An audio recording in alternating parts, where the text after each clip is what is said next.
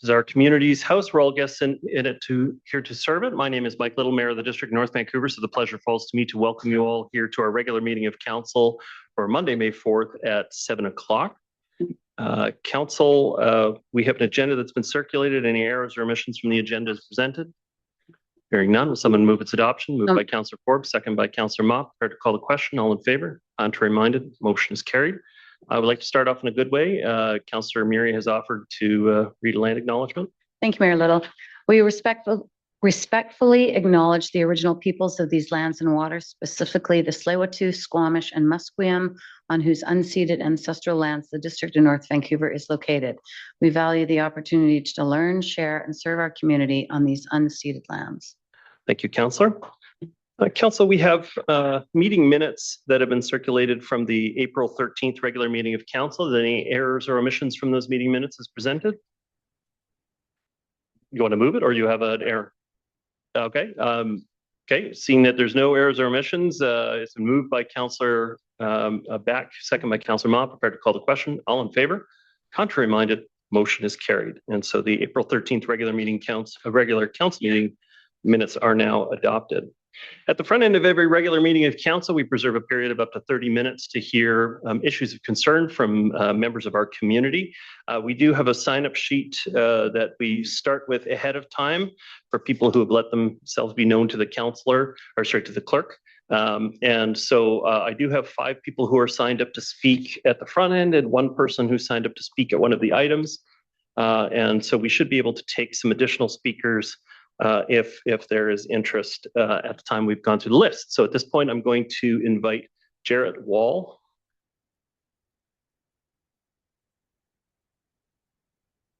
Welcome, please, either or. Is there a timer that I can see? It'll pop up in a moment when you're good. But welcome. When you're comfortable, you have 3 minutes to address the council. Great. Yeah, my name's Jarrett Wall. I've spoke with a number of councillors already, and thank you for having me here this evening. Just want to say what I see a lot when I've watched some of the meetings recently. I'm a homeowner. I'll back up. I'm a homeowner in the Parkgate Indian River area. I have a young family, goes to school, Dorothy Linus, and my wife and I have a business at Parkgate Village. And I'm here to speak about item 8.3, the single family zoning bylaw rewrite possible delay. And I wish to say, please support option 2, which is delaying it, not delaying it. And yeah, when I was speaking to some councillors, I was encouraged to be sharing my story. So I'm not a developer. I'm not someone that special, but I'm a local homeowner. I'm a hockey coach, a mountain bike coach, a soccer coach, volunteer at our church, business owner, and a person that's nearby. And I was encouraged to share a bit of our story. And so why I want to speak to this is because we're trying to consolidate with my family. Since we're on YouTube, I kind of did some blocking out, but this is just us off the boat launch at Kate's Park. And this is a picture of us trying to do multi-generational living. And we went to the open house about a year ago and last fall. The one that my kids said, oh yeah, they gave bubbly water and some coloring sheets. We said, yeah, that's pretty cool. And so we saw some of these examples of some options to have different types of living, of course. Higher houses. Secondly, living in the front where that garage may or may not exist. And thirdly, larger coach home out back. And as a result, there was some feedback. The staff were lovely, and I see a lot of really great thinking and critical thinking taking place. I'm grateful for that. But what the feedback I gave right away was, well, the thing I like the most is the permit app. Sorry, I'm going through my own papers here, given Exhibit A and B. And the thing I like the most is actually simplifying and streamlining the regulations and the results. My business is about process optimization in small businesses. So excuse me if that's an interest, but I think that's the most efficient thing to be doing which is basically related to Dapper, is that can we have more clarity on what you can build and how you can build, and we can help people and processes migrate well together and make the most of our time and efforts. The second thing, of course, is some flexible living options that I hope we can have related to my family. And lastly, in terms of timing, is that I'm worried that after an election and waiting for another year, that this may not be picked up in the same way or the same fashion, and I would hope that it could. And it seems there's been a lot of good work done, and I would encourage option 2, which allows implementation of what's already been done without undue delay. And yeah, thank you for your time. I think you were doing quite a good job. So thanks. Thank you for your comments, Jarrett Wall. The next speaker I have is Eric Jensen. And Eric's usually virtual. Do we have a virtual participant for Eric?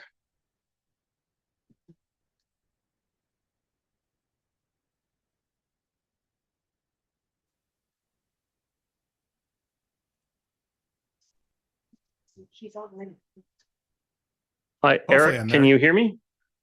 I can hear you.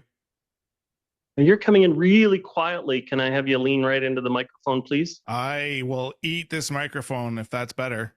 I can also Fantastic. That sounds great. Welcome. You have 3 minutes to address the council. Doesn't look like you guys can see me though. We actually can, but you're in a very small corner of the like a picture-in-picture, but we can see you. Yeah. Fair enough. There we go. Look at that. You're full screen. There you go. Good evening, Mayor and Council. Lovely to see everybody. As always, I am here to speak on item 8.3. We are at a crossroads between administrative convenience and the real world needs of our residents. Staff is recommending a 12-month delay, but our families, this is just not a calendar change. It's another year of life on hold. It's a year of parents getting older while waiting to build a suite for support, and another year of young families being priced out of their own community and their children getting older as well. People need to know the rules of engagement for their property. Please, we need to know. And we need to know them now. I want to explicitly commend staff because the R2 Urban Detached Zone Draft is exactly what we've asked for. It is simple and it is straightforward. For the first time in a generation, we have a code that makes sense. It removes the black box of basement incentives and focuses on above ground living. This draft uses clear tables and logical formulas that will slash the number of variances that currently clog our system. This is high value work and it is shelf ready. Staff argues we cannot split residential from commercial, but I respectfully disagree. The complexity of managing two bylaws is a small price to pay for the economic certainty of our residents. We have a provincial mandate to modernize by June 30th, 2026, and by choosing option 2, advancing residential zones now, we hopefully will meet that legal deadline. We give our homeowners the green light they've been waiting for. Do not hold our residents hostage to the timeline of a garden center or neighborhood pub zone. Reward the good work already done on the R2 zone and put it into practice. Stop the delay, give our community certainty, and support the phased approach. Thank you. Okay, thank you very much for your comments, Eric Jensen. Okay, the next speaker I have is Carrie Wharton, joining us here in person. Welcome. When you're comfortable, you have 3 minutes to address the council. Thank you very much, Mayor and Council. Thank you for allowing me an opportunity to speak today. I'm Carrie Wharton, Vice President of University Relations at Capilano University, and I'm here to share the university's very strong support for the student-focused housing building on Hunter Street that's being put forward by Forum. We're very excited this year that we at the university are going to open our very first student residence with 362 beds, but this residence is focused on first-year students only, which means that our second, third, and fourth-year students will be relying on the broader housing market for housing. I can also share that over 60% of our students do commute, up to many that I speak to on a regular basis, up to 3 hours each day at various times during the week to get to campus. And you can imagine the impact that has on their academic success and also their health and well-being. We know through our conversations with provincial and federal government, we are not going to see any additional money to build additional student housing in the near future. Therefore, relationships that we're developing with very experienced developers that focus on student housing specifically, like Forum, aren't just really helpful to us, they're actually quite essential for us. We find the work that we've done with them over the last 2.5 years, they're presenting a very thoughtful approach to how we can meet an extremely important need that our students have. A lot of people don't realize that while students get in first year housing, and this is at every university, they then have to find a new place to live when they go into second, third, and fourth year. And the stress is significant for anyone that has a student, a university age student. I can also share that things are very different today from what they were in the past, where many of us would get together with 4 people and rent a house and go to university. That is simply not the case at this present time on the North Shore. Lastly, I'd like to share that while working with an external partner like Forum on a student-focused housing project might be new for the district, it's definitely new for us at the university. We are finding ourselves in very, very different times that are requiring us to be more responsive to the urgent needs of our constituents. In this case, for us, it's students. So while this might be very new when thinking about safe and affordable housing, I want to share with you that I think this is a direction we're going to need to go so that we are more responsive to these needs of our students, so that we can support their education. And as we start to pivot at the university, focusing on programs that are really going to go out and meet labor market needs, I'd like to invite the district to be a partner with us in that, and strongly urging you to support the project being put forward by Forum. Thank you very much. Thank you. Okay, next speaker I have is Robert Armstrong.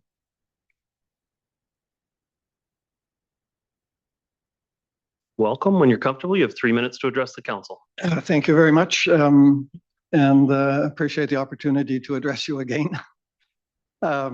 This is in relation to option 2 of the zoning bylaw rewrite, and I want to encourage council to vote for option 2. I think Jarrett and Eric before me have nicely articulated the reasons for that, but maybe just to highlight,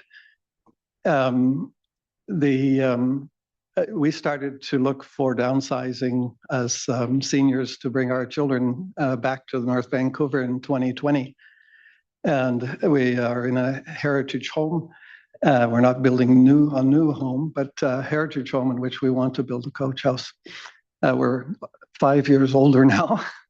And the council members who I've talked to, and including yourself, Mayor, all of us recognize that the existing bylaws aren't meeting the needs of the community, and in fact are harmful in many ways to what we want to achieve and what you want to achieve in the community. Living above ground is better than living below ground. The cost of construction is higher for below ground homes built. We protect the water, groundwater. The fair accommodation around total FSH, not FSR or sorry, FSR. FSR or FAR, either. Yeah. I've been using FSR. Thanks. As you may know, because our basement is slightly above the 4-foot level, we have to count the basement as part of the FSR. We have homes around us. Our home is about 2,700 square feet. We have homes around us that are all 5,000 square feet, many of them up to 5,000 square feet. And that's because they build below ground. And so getting fairness in the FSR, I think, is a reasonable approach. So I think there's good value in supporting the option 2. We're very keen to build, and waiting another year to 2027. Again, we started in 2020. There's nobody I talked to who thought the existing system was right. And so it's an opportunity to the council to move forward. And I think, as previous speaker has said, the framework that has been created, you created the 3-unit process in December, 3-unit opportunity in December, but the bylaws have to go with it to be effective. And so I really encourage you today, if you can, to approve option 2. Thank you. Thank you. Okay, the next speaker I have is Erica Walawidnik. Am I in the ballpark on that? I apologize. Welcome. When you're comfortable, you have 3 minutes to address the Thank you.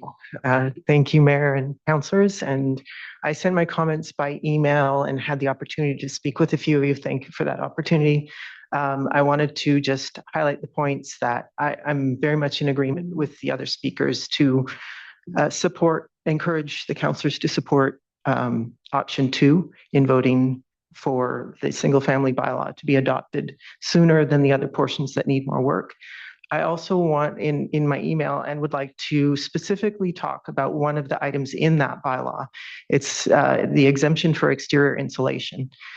Currently, I believe the way it's written, it's only for renovations, not for new construction, which is in direct conflict with the BC Building Code, the step code 4 and 5, which are currently required for new construction. So essentially, ever since the step code 4 and 5 came into place, homeowners building a new house are losing 300 plus or minus square feet in their floor space ratio compared to what they had before. And they're also potentially having to sink the buildings into the ground to meet the building height. This is something I've been advocating with the district specifically for years.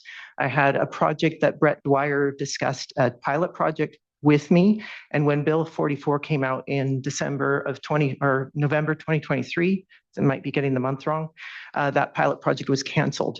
So I have this particular homeowner has been waiting 3.5 years. Their house is rotting. They have a leaking roof. They can't wait another year. They have 1,700 square feet, 2x4 construction, spray foam. I've done the calculations. It won't give them enough insulation. And if they're forced to wait another year, they'll have to repair their house to a standard that won't protect them in heat domes and other winter cold. So what I would request is that in addition to the not postponing adoption, potentially consider rewording to allow for that exemption to be applied not just to renovations, but to new builds as well. Thank you very much. Okay, would anybody else like to add their comments? Yeah, I saw you first, and then your second, Juan. Yeah, on the aisle here first.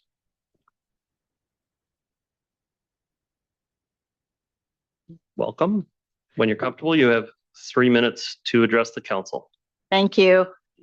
You know, you come here and you think you're going to be the only one talking about a topic, but then you realize that everybody else is coming for the same reason. Nice to see you all again. My name is Akua, and I spoke actually a few weeks ago when we were speaking about SMU, and we were also talking about coach houses then. And I didn't expect to be back this soon, but I'm always happy to rejoin this discussion. My background is I've been living in multi-generational housing and coach houses and duplex forms for 18 years. And I also happen to be an owner of a design build company that specializes in infill housing. And we built about 500 different projects across multiple cities. And so when I'm here back today, similar to others, that with the decision not to proceed with SMU, a lot of projects have been left in a limbo, particularly those outside of the urban containment boundary. There's no longer really a clear pathway for those projects, despite a real interest from the community. And you've been part of this for 3 years of really working towards with staff and council and community consultations to advance this type of work. And the idea of leaving it for another couple of years, it really, really is a disconnect between the urgency of the housing need in this city and what is really pent up energy and enthusiasm to provide solutions for aging in place, student housing even, adult children looking to build intact communities. So I would encourage you, like others, to consider a second option and advancing this well before we're starting to see an election process come on board, separating out the single family zoning, but taking particular care to think about FSR as well as the urban containment boundary limitations that still currently exist. I'd also have you consider looking at some of the delegated authority for some of the low risk scenarios that exist.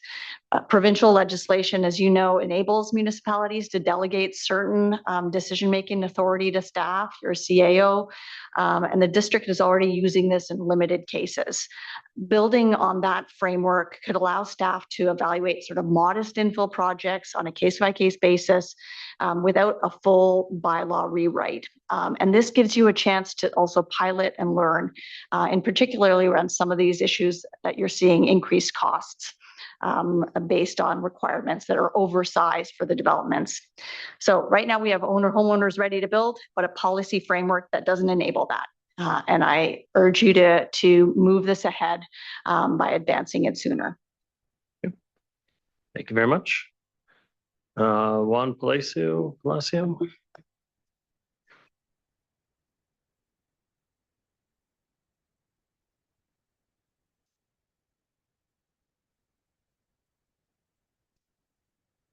Welcome. When you're comfortable, you have 3 minutes to address the council.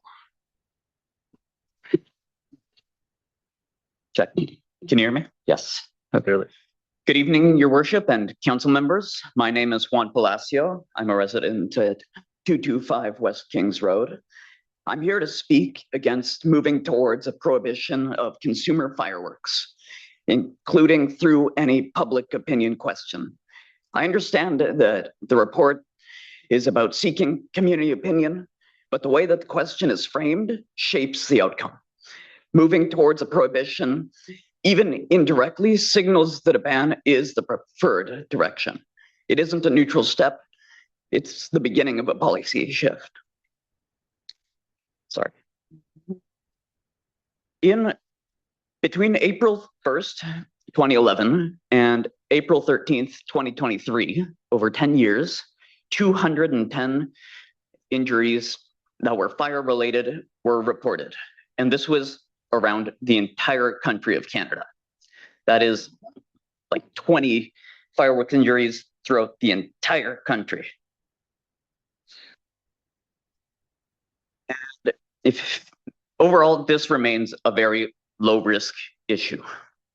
If you take on some more extra popular curricular activities in the district, there's youth soccer. With youth soccer, there's thousands of injuries every year in Canada, many broken bones and concussions.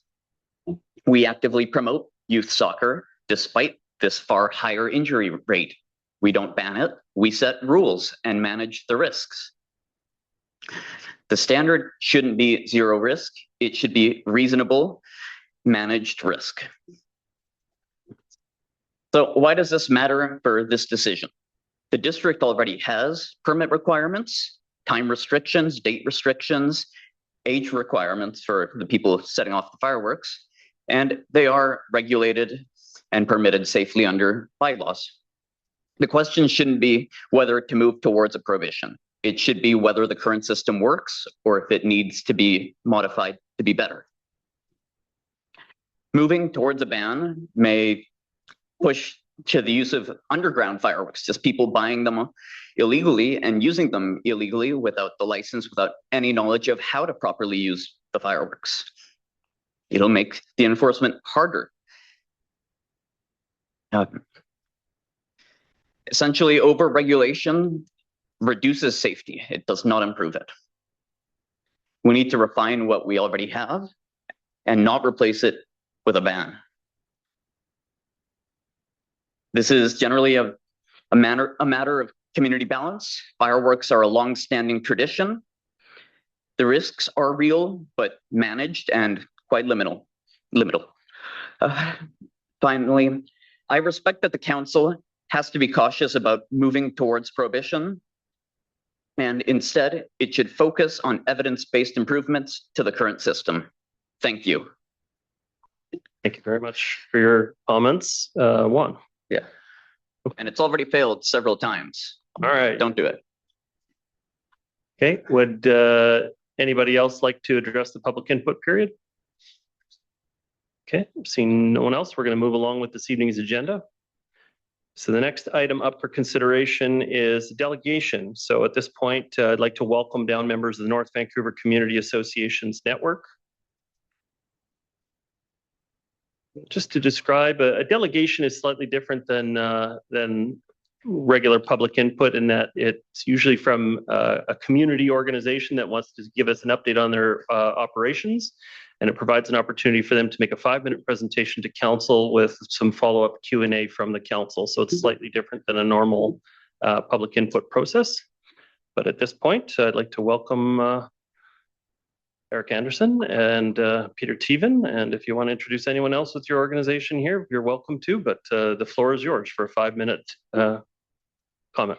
Well, I think we would like to also mention that the other co-chair, John Miller, is in the audience here in the back. So, as well as another member, Al Favor. But welcome. Good evening, Your Worship and Council. Most of you already know me, Peter Tevan from the Seymour Community Association. Also sit on the board supporting Eric and John and the rest of the executive in the work of NVCan. Just a little bit about NVCan. Who are we? Well, we're an organization. It stands for North Vancouver Community Associations Network, NVCan. We exist to share information and ideas and help foster the community associations around the district. So we mentor and encourage each other, share information. Our mandate is to facilitate effective community associations. We meet once a month, September through November and January through June. And we have all of our minutes and meeting schedules posted on our website, which is here on the screen. We are also one of the founding members of a new emerging organization, the BC Alliance of Neighborhoods. And you'll probably hear more about that in coming months. This is all of District North Van and where each community association is. As you can see, almost every area is covered by, most of them are active. We definitely encourage people across the district to get involved. We thought it was a good time to come out today to talk about the coming general election. Most of you who have been elected know very well that the community associations are very active as completely nonpartisan organizations in every election. And we have two goals to help with elections. One, increase voter participation and turnout, and two, to increase voter information. As you can see, our historical voter turnout is less than impressive. The really low ones that you see here were by-elections. 2 of them were for school board. And we also put the different voting locations up on a graph. Over to you, Eric. thank you. So my name is Eric Anderson, and I'm the chair of the Blue Ridge Community Association, but at the same time working on NVCan. We wanted to talk to you about the election, and one of the items we have is the all candidates meetings, and you have all been part of that. So I think we're going to go quickly over that. But essentially, the points are that we are non-partisan, and it's really important. We are not supporting any specific candidates. We're just doing this for the betterment of the community and the information. It's open to the public, and of course, there's no charge for either participants or any of the candidates. And most are streamed here. Next slide, please. Opportunities to get involved. We are deciding this year that we would like to reach out to the First Nations to involve them more in the process of the municipal election, but also we would like to have a closer relationship, which has started recently with the tax, but also with the schools in general, because so much of what's going on affects the schools, and also, of course, the elections are not just for council, but it's also for the school trustees. So we would like to cooperate a little bit more with these parties. And finally, as is mentioned here, we also would like to see if we can draw some of the youth into the whole democratic process that you will have, for example, at an all candidates meeting. So we have a couple, well, we have one so far that has been announced. It's the one in Seymour, October 8th, and we're hopeful there will be other associations that will host meetings, possibly Norgate and Lower Capilano, maybe Edgemont and Delbrook. And because there's been some issues, as you may be aware, in Edgemont, their association is a little bit having little troubles right now. So we have volunteered to help them out if they need any help and if they decide to have an all candidates meeting. Next, please. Okay, this is the more interesting part of the presentation, which is that we feel very strongly that the time has come that everybody works together on the topic. And this is hugely important because there are so many moving parts in this. There's the public, there's also the municipality, there's also the school board. But at the end of the day, we have to work together to see what we can do to improve the voter participation. And one thing we thought of was possibly having a task force. We realized that having a task force would probably be a little bit too long-winded, but instead, as an alternative, perhaps look at the option of having a brainstorming session, be it here or at a rec center or somewhere, to involve all the parties who would do something to come up with incentives for people to go out and vote. We have some listed here. We ran out of time, sorry, but yeah, when we go over at your AG, at your all candidates meetings, you guys applaud over us, shut off the microphone, play a kazoo, all different things over the years. To be fair, that's Lorraine's husband, and he's not here tonight. don't blame us. To get you back. No, if you're just wrapping up on quickly with that's fine. Okay, well, we had some suggestions here. We had also on the next page, and of course, we'll leave that with you. But our bottom line is, please, let's try and see if we can get, especially now that the election officer is here, we've got a new CAO. This could be a great time to get the community together to decide what can we do to improve the vote. We spoke about it. I remember that vividly at the last election, October 15, 2022, and we had a big discussion about the low turnout at the time, but it seems that nothing has been done to promote change into getting more people to vote. So this is why we're here. Okay. Thank you very much. Just in closing, if you have any questions for us or any ideas you want to share, we would love to hear them. Thank you. Appreciate it. And I do have some members of the council that would like to ask some questions. Just before I do, the challenge we have is obviously the acute conflict of interest that politicians would have in defining how an election process would roll out. And so once the election officer is appointed, the decision making on how that election goes from that point moves over to that person. So to be clear, Genevieve will be running the next election. Wondering if you have some comments about some of these matters. Yes, thank you, through your worship. Yes, as the chief election officer, I am appointed by council to administer the election in an unbiased, fair, equal way. I would say that we do welcome any feedback you might have, and that can be emailed to elections@dmv.org.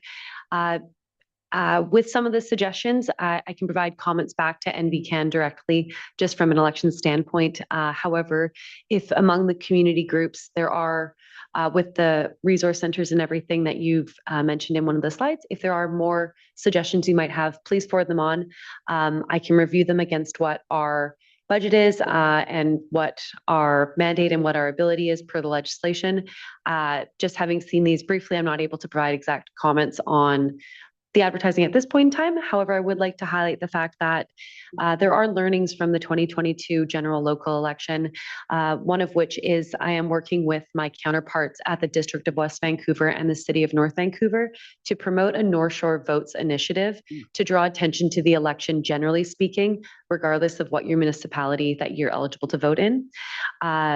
I would say that we are able to advertise the all candidates meetings on our general local election website just to draw attention to that. However, we do not have a role to play in the all candidates debate, and that we do intend to engage more with previously in 2022, we did advertise at Capilano University as well in their student newsletter when they first when you first start on campus in September. That's part of the advertising we do. And there is an effort that we're making with the school district to employ volunteer hours for youth in high school so that they can get credit hours that way, to just sort of expose more young people to the voting process and get them engaged, and then hopefully inspire future voters. I will say, though, one of the challenges with any municipal election across the province is standard voting turnout is approximately between 18% to about 32%. If you hit over 25%, that's considered to be pretty great turnout.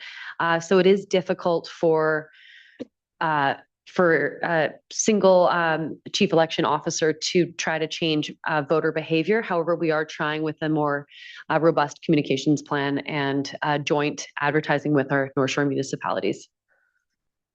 Yeah, I will just say, and hearing those ranges, 18% as being acceptable in some way is very shocking and frustrating. But I do know that we were worse than that. In 2008, we were 16.7% voter turnout.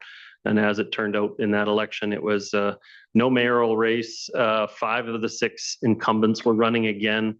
There wasn't a big top of mind issue for that election. And so the voter turnout reflected an incredibly low number, which I think is a vulnerability for our councils. We want to see very high participation and a very strong mandate from the community to make decisions. So supportive of initiatives that will help us achieve that. Councillors Back, Murray, Pope, Hanson, Ma, you're getting all of us here. Councillor Back, your comments. Thank you, Mayor Little. Thank you very much for the presentation. First of all, I just wanted to commend you on the all candidates meetings that the community associations host every year. I know they're a lot of work. And then in your presentation, you highlighted a number of the things that you're doing to reach out and get different perspectives, reaching out to the First Nations, the school districts, getting more youth involved. So I think those are all really good things. Just on the all candidates meetings, I'm wondering if there's been any thought about, and I'm not suggesting that there be fewer of them, but if there has been any thought given to doing larger, more centralized ones, and maybe 1 or 2 fewer, but larger events that can be maybe supported. I hear what our corporate officer is saying, but maybe we could support in terms of helping with some of the streaming services, or if it was a bigger event. I don't know if there's any thought given to that. Yeah, thank you for your question, through your worship. This is something I think that is kind of naturally evolving because, myself, I've kind of been the point person for streaming the meetings. So in the provincial election, in 2022, you will all recall I was a candidate, so I couldn't get involved in the all candidates meetings. They weren't streamed that year. But the provincial election and the federal election, I not only did it for our community, the Seymour, Blue Ridge, and Deep Cove, but also facilitated that for Lynn Valley. So I think that kind of thing will evolve. And this time, because, we've had a couple of community associations kind of age out where, the core people are kind of too old to do too much in that kind of event. So we've offered to help out and send volunteers to help stage. I think that is a natural inclination, but on the other side of things, I think it's also important to have them in local neighborhoods so that people feel that they have a voice in every representative community of the district. So we'll probably find a natural landing place. Yeah. And excuse me for adding this, but also many communities have different issues. If you go into the eastern part of the district, western part, it's different. So I think it is good to have it locally. And I think if we have it 4 or 5 places, or maybe likely 4 across the district, I guess it's not too much. I mean, I know it's hard for each candidate, but at the time, but for the public, I think it's a good thing to have different options to go to if they can't attend 1 or 2 meetings. Fair comments. Thank you very much. I think the streaming is just becoming more and more of an important piece to have, because we know so many people are consuming it that way. Just as an addendum on that subject, there's a new feature on YouTube where you can do what's called collaboration, where we can set up, we did this with a couple of our videos, where we can set up and say, okay, this video is hosted by this community association, but it's in collaboration with NVCan and other community associations. And that video will show up on all those pages. So we're hoping to evolve NVCan's new YouTube channel as a convergence place for all candidates meetings, so that there's one portal that you go to and see any of them. And not to add a wrench into it or change it, but is Instagram ever talked about as being something? Instagram as being a channel that you would look at doing streaming to? Can you do multiple channels? Probably. I'm not much of an Instagram expert, but it's a possibility. Reaches a totally different demographic. That's the only. Yeah. No, I'm totally aware of that. You know, we've kind of done most of the streaming on YouTube, and then you can link it out to the different social media platforms, I think, but it's a possibility. Thanks. Yeah. Thank you. Councillor Murray. Thank you. Thank you for your presentation. Thank you for all your work. The community associations are invaluable to our community. So thank you. And thank you for doing so much work for the elections and running these all candidates meetings. A huge amount of work. And we generally do get a really good turnout at the events. So we'll look forward to them in the fall. Given the concern about the voter turnout, what is your perspective on the report under 8.4 in regards to a reduction of voting places, totaling 7 throughout the district? And I'm not sure if you're actually even aware that there's the report on. Okay, so you are, Eric. What is do you have a concern, or is there any thoughts with a reduction of 7 voting places? I have my own thoughts, and this is not necessarily what the association or NVCan would think, because we haven't discussed it. So this is my own thoughts, but I don't know how you would increase voter turnout by reducing the number of places people can go and vote. It's already bad, and if you take away some locations where people could vote close to their home and now they have to go or drive elsewhere to do it, will they go? I am doubtful, but this is not my decision. And again, this is my personal views, but you make the decision. My second question would be, are you actively using your Facebook pages and your own email lists that you've collected in order to encourage people getting involved in the election? You're all going to be doing that because you have extensive lists. And I think that's a really important part of getting the information out. We have our newsletter as well, the hard copy, as well as the Blue Ridge Bulletin that goes out once a month. So of course, that will be advertised. But I think that the important thing here, and maybe we didn't stress enough for lack of time, but perhaps it's not so much to get people out to vote, but it's to get people to understand why it's so important to vote at this level.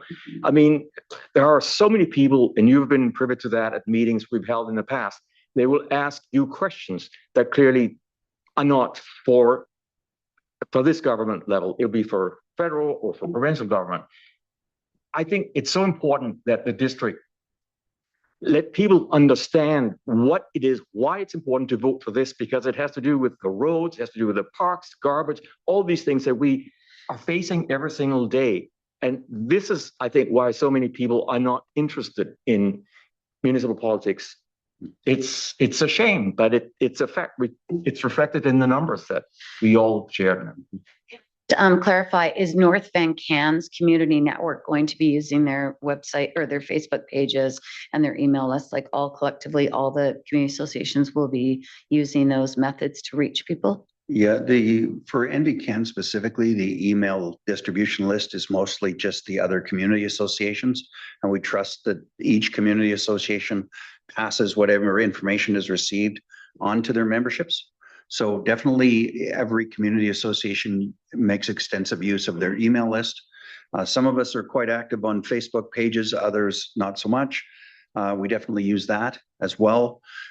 This is probably a good point to reiterate that, a long time ago, there was an offer from the district to put community bulletin boards in the communities, and that is something that we feel the time is ripe for.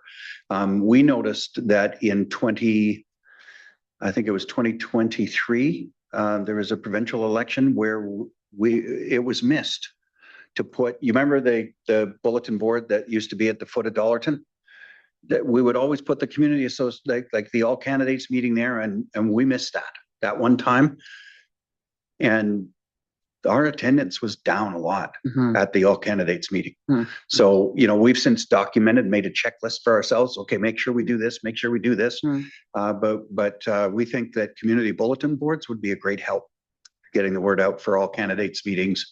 And of course, once the meetings are over, it could advertise general voting day. Excellent. Thank you. Mayor Little, I'll move receipt of the delegation.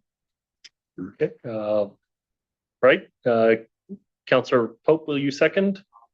Receipt? Yeah, thank you. Councillor Pope, your comments, please. Pardon me. Hello. Thank you very much for all of the work that you do in the community. And especially want to thank you for your work on the North Shore wastewater treatment plant debacle and getting that message out there to people. It's so important. Like me, you've been persevering with many hurdles to try and make change. And I very much appreciate those efforts and the support and speaking out about it. I'm just guessing, but I think that'll probably be among the many topics that we cover in the debates in the fall during election time. I'm hoping it will, because I look forward to it. As for increasing voter turnout, yes, absolutely. And I'm really pleased to see that you're also focused on trying to get more youth out. I've always said that, youth can change the world if they just get out and vote. And just a quick scan of what came quickly up on the screen, it looks like you've got some great ideas. And I'm really pleased to see that. And I hope that we at the district can support in any possible way with our communications channels. May I press you to ask a question? Oh, I'm sorry. I just really wanted to thank you. Thanks very much for your efforts. Your worship, there is something there to speak to.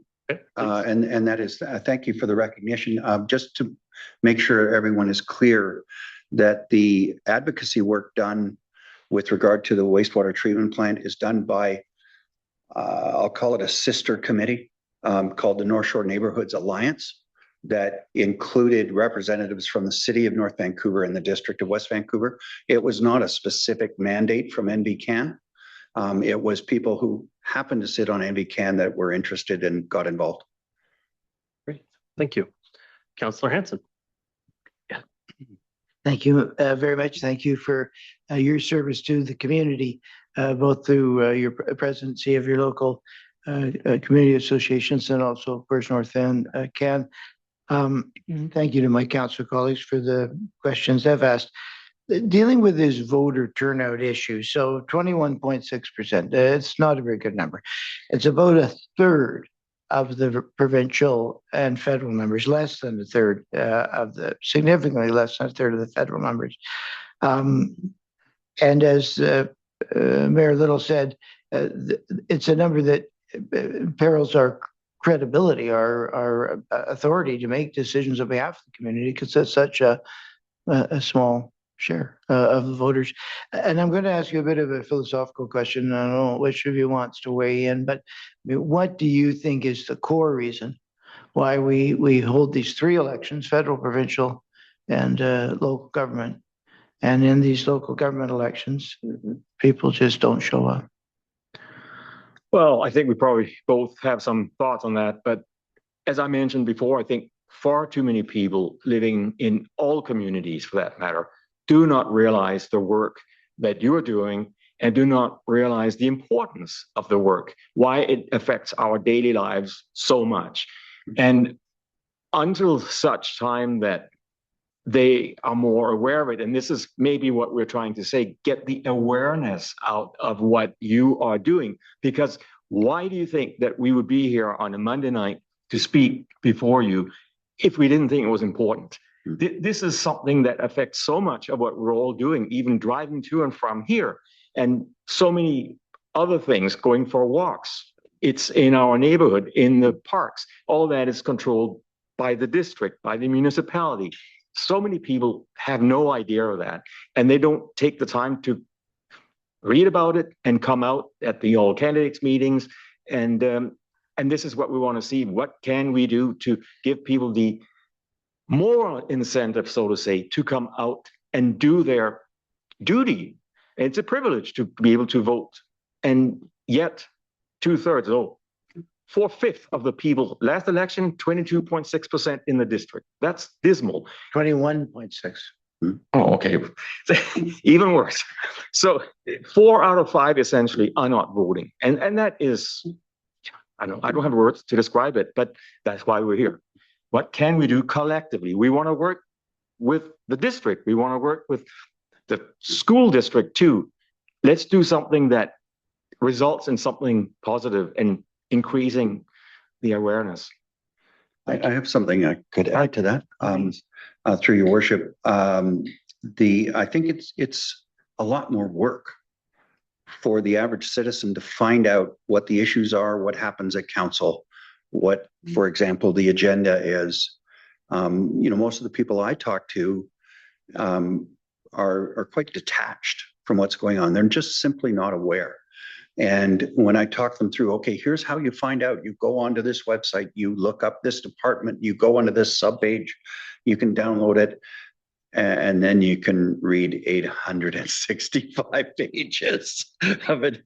Most people just turn off. There's not really any, in my opinion, functioning local news that is just disseminating nonpartisan information anymore. It's a lot of work. It's a lot of work for the average citizen to get engaged, and they don't know how. Thank you. Councillor Mall. Good to see you gentlemen here. From personal experience, I know the immense value that North Van brings to the district residents. Over the years, I've appreciated the nonpartisan nature of the organization. To me, that's personified by a North Van Can member, Corey Koss. He'll bring up a lot of issues, but probably more so to try to educate us. So that's really appreciated. I'm also glad that Madam Clerk has discussed ideas and plans to increase voter turnout. Recently, Councillor Back and I have had discussions on how to increase participation in district civic activities, especially among young people. From attending the Blue Ridge Community Association AGM last year, and it's coming up this year on May 12th, so I thought I'd give Eric's group a plug. I know the association gives out awards to youth and young people, and I'm wondering, would North Van Can be open to having questions written in advance by younger members of your community? Like, could you reach out to your CA members to try to, as part of the all candidates meetings, to have a section that's questions from youth? Well, that would be particularly good because we want to get the segment of the population, especially, under 30. That's one of the many goals, but that's probably the lowest participation of the 21% that was mentioned. Is probably percentage-wise even lower for that segment of the population. So yes, we want to reach out to them. This is why we want to work with the schools to see if we can get some questions in, and we can say this is from you, from our area. Yeah, definitely. My fear is that, if that bubble, if it's so low when they're young and they're so disengaged, when they get to the as adults, where most of them should be voting, if they don't care, it's not good for our democracy. So it's a big risk. So thank you for helping to achieve a better result.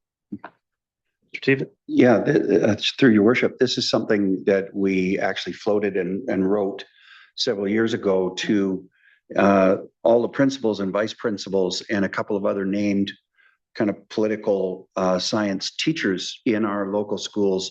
And this was for engagement in the Blue Ridge, Seymour, and Deep Cove all candidates meeting, where we suggested to them that they actually have like almost a contest in each school of who wants to ask a question, who's got the best question, and then the winner of that contest gets to come and ask their question in person at the all candidates meeting as a featured question. So we really would love to do something like that to make it engaging and fun for the whole school, where, you know, maybe they could vote within the school of whose question gets asked.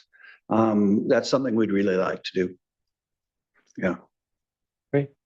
Thank you. Councillor Forbes. Thank you, Your Worship. Well, I know you gentlemen from sitting on all those committees you're talking about with you, and I'm really glad you're here doing the presentation, and thank you. We are getting a full copy, are we? Yes. Yes. Good. Do you keep stats of your feed, how many hits you actually get, how many clicks you get? Through Your Worship, yes, that's on our YouTube channel. The 2023 one was the best viewed. It has, you know, for a 3-hour video, it's not too bad. For local, there's 1,100 views. That's pretty good. Yeah. Also, they may not have been there for this whole 3 hours. It might not have been the whole 3 hours, but I can forward those stats to you. I'd love that. I'll send it through Your Worship, and we'll try to get a little bit more detail of what the average time watching was. But the North Shore News also helps out because we send them notice of the all candidates meeting as well as a link, and then they publish it on their online paper so people can click through from their website and find it. Will they still be doing that this year? I believe so. Okay. I don't have any reason to I'm just wondering because there's been a lot of changes at North Shore News. If there are, I'm not aware. Hopefully they will. Yeah. Okay. I too was going to ask about what's a topic coming up on the agenda tonight about the reduction in voting stations. Do you think there would be, do you think if people who don't have a way of getting where they need to go to vote, do you think that having access, if we set something up as access, say for the elderly, or, I mean, we're going to have it in Lionsgate Hospital for people who can't get out and vote. But would you think that type of thing might help? Go ahead. Okay. Yes, through Your Worship, I think that the more opportunities there are to vote, the better the turnout will be. One of the interesting things is I volunteer at the federal level, and I can actually send to you a list of all the polls at the federal level. Just in the Burnaby North Seymour riding, they have mobile polling stations for care homes, mobile polling stations for hospitals, they have specific polling stations for high density residential. And they're their own poll, and they're all segmented. There's a detailed map from Elections Canada that has them all. It's quite impressive. Well, we might not be able to do what the federal government does, nor do we have the funds to do it too much, but it might be worth I'd love to take a peek at it. I think it stands to reason that the more opportunities to vote, the greater the possibility of turnout. Okay. I just wanted to comment about something you said, Eric. In my time when I walked around talking to people in a campaign year, I was shocked. I mean, I was born on the North Shore. I'm a 4th generation North Shore family. And I was shocked at how different the needs are in the communities. They're very distinct. There's a lot of common thread through them, but some of them have very distinct needs that they want dealt with in their neighborhood. So I agree with what you're saying, that I think I wouldn't want to compartmentalize it into too big an organization, because then I think people will get even more afraid or even more disconnected to go. So I just wanted to mention that I was thinking of that too. And I wanted to also mention something you said about why people don't get involved in municipal elections. What I hear every time I walk around is they go, why? I vote federal and provincial. Why would I bother with municipal? And I stand there and I go on for 10 minutes about, well, they pick up your garbage. They give you a ticket if you put it out at the wrong times. You know, anything you're upset with or you need, or do you need a sign saying no parking somewhere? Do you need road management because of traffic? They don't understand it. And they think they're doing, I don't know how they think that voting provincially and then federally is somehow going to come down to this level. But that is a common question that I get all the time. So I try to answer it as best I can. I like your idea, Mr. Tevan, about the school presentations and getting votes. I think that would be a really good way to get youth involved. I know that we are also, anyone who's running also gets asked to come into certain schools and speak to kids. And I've done that, and it's really interesting, some of the questions you get from the kids. Anyway, that was just my point on that. And I just had one other question. Do you think that changing or staggering or changing the time of the all candidates meetings, I know there aren't a lot of them, but do you think that being in the evening is a hindrance in some way? Do you think if we could offer an all candidates in the daytime that might help some people?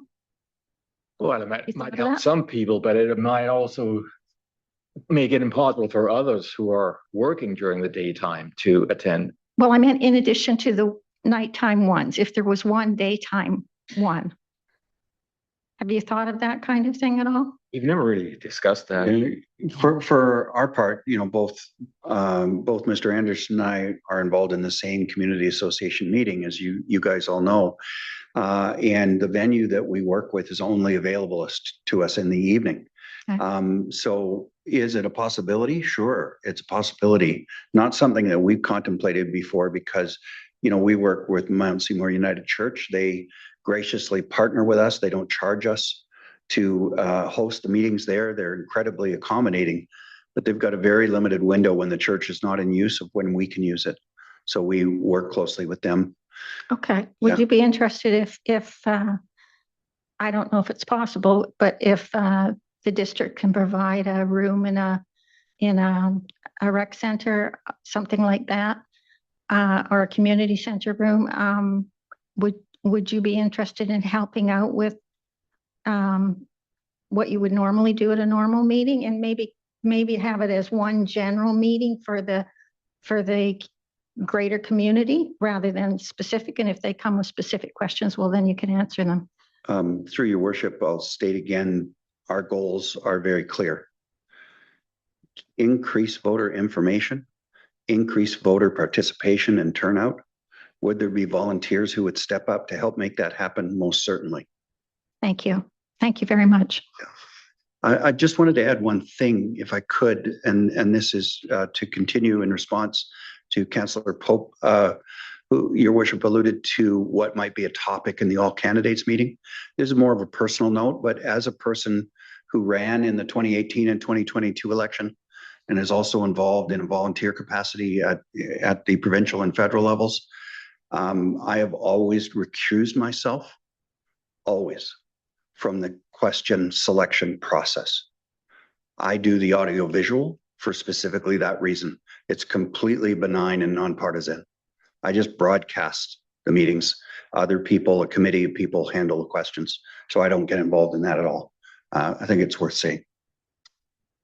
Thank you.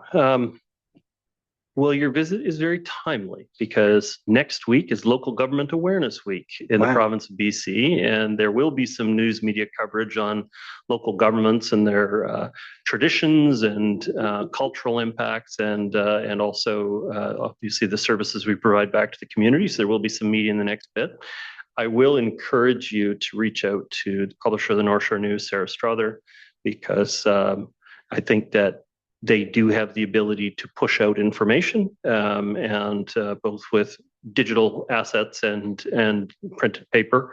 And surprisingly, I know the circulation has gone down for getting a little bit of ink on your hands, but it's still has very good staying power online and very good staying power in the community, and people do remember that North Shore News article. But before we get into the fall, when all the politicians start grabbing the real estate in the newspapers, maybe you could talk to them about doing a community-based advertising of some kind, and that may be something they'd consider. Thank you, Worship. I think you spawn an idea in me with that declaration that strikes me as a wonderful time to do an interview with Dr. Cost about his what is it, 38 years of volunteer engagement at the municipal government level about why he's done it and what he's found to be the most valuable. That would probably, a video of that might be a very, very pertinent thing to put out on that day. Oh, yeah. I know Abby from North Shore News is working on some pieces. You're welcome to connect and see if there's something that's appropriate there. But I just want to encourage you to use those traditional methods as well. Thank you. I will just say, as someone who's participated in a lot of all candidates meetings over the years, I think I've always appreciated the nonpartisan nature of the ones that are presented by the community associations. They all still have a bit of a different feel about each of them, the style of questions, shotgun, whether they're, that we have prepared, whether we have questions given to us in advance in some way, or others, but it's all a very different experience. I will say that the seniors tea is a daytime of all candidates meetings that's available to any members of the public. That one is meet and greet, in that they have us stand around at different tables in a room, and people sort of speed date circulate around the room and talk to all of the candidates in that environment. That's one where we do provide the venue as well. So maybe that could, we'll have to check in and see if Parkgate Services Society is going to be running that one as well. And there are some other ones that are non-community associations, some themed around sports, user awareness issues, and other things in the community. So the only challenge is, as much as we do love the in-school events, there's so many schools. And so if all of a sudden they host all of their own events and invite all of us to all of their own events, it's a real challenge to fit that into the schedule. And so inviting them to your event is a good way to get everybody there without having to divide everybody's schedule up entirely during the time. So I like that suggestion. I think we've had a good go at this. And so at this point, the matter's been moved and seconded for receipt of the delegation. Prepared to call the question. All in favor? Contrary minded? Motion is carried.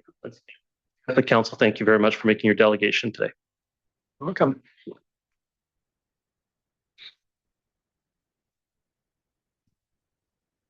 All right. The next item up for consideration is item 8.1. This is the 2026 Tax Rates Bylaw 8795/2026. And we've had this discussion on quite a number of occasions already. I just want to check in. Are there any comments from staff on the matter? I saw Mr. Daniluk pop up for a moment online. Thank you, Mayor Comments Little. from staff, or would you like me to just take this away? Just a brief introduction, if I might. Go ahead. Thank you, Mayor Little. This report recommends the tax rate bylaw for first three readings, consistent with the direction provided by the Committee of the Whole at the Tax Distribution Workshop on April 20th. The bylaw reflects an even distribution of the 3.53% property tax increase, with the exception of light industry, where tax growth within the class is reinvested to bring the rate closer to the regional average. Reinvesting growth within the class is one of the tools Council has to keep tax rates competitive, although it's not often used. It has been in this case. Those are my comments. Great. Thank you very much for your comments, Mr. Daniluk. I'll be moving the staff recommendation. Is there a seconder on the matter? Seconded by Councillor Hansen.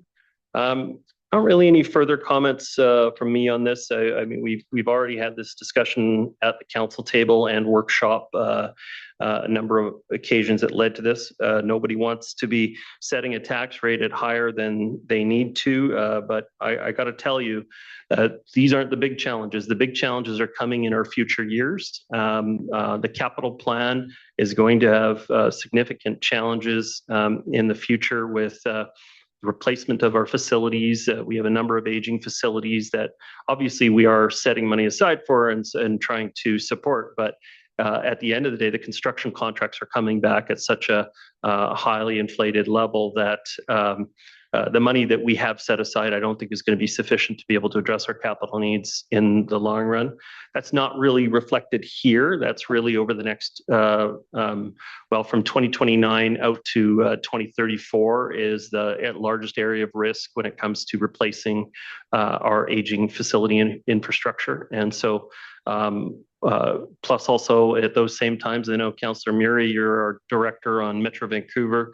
I know that Metro Vancouver has a number of long-term challenges, not the least of which is the wastewater treatment plant, which is affecting us on our utility bills right now, but also a lot of their capital works projects are still, again, under immense pressure for growth and higher capital costs.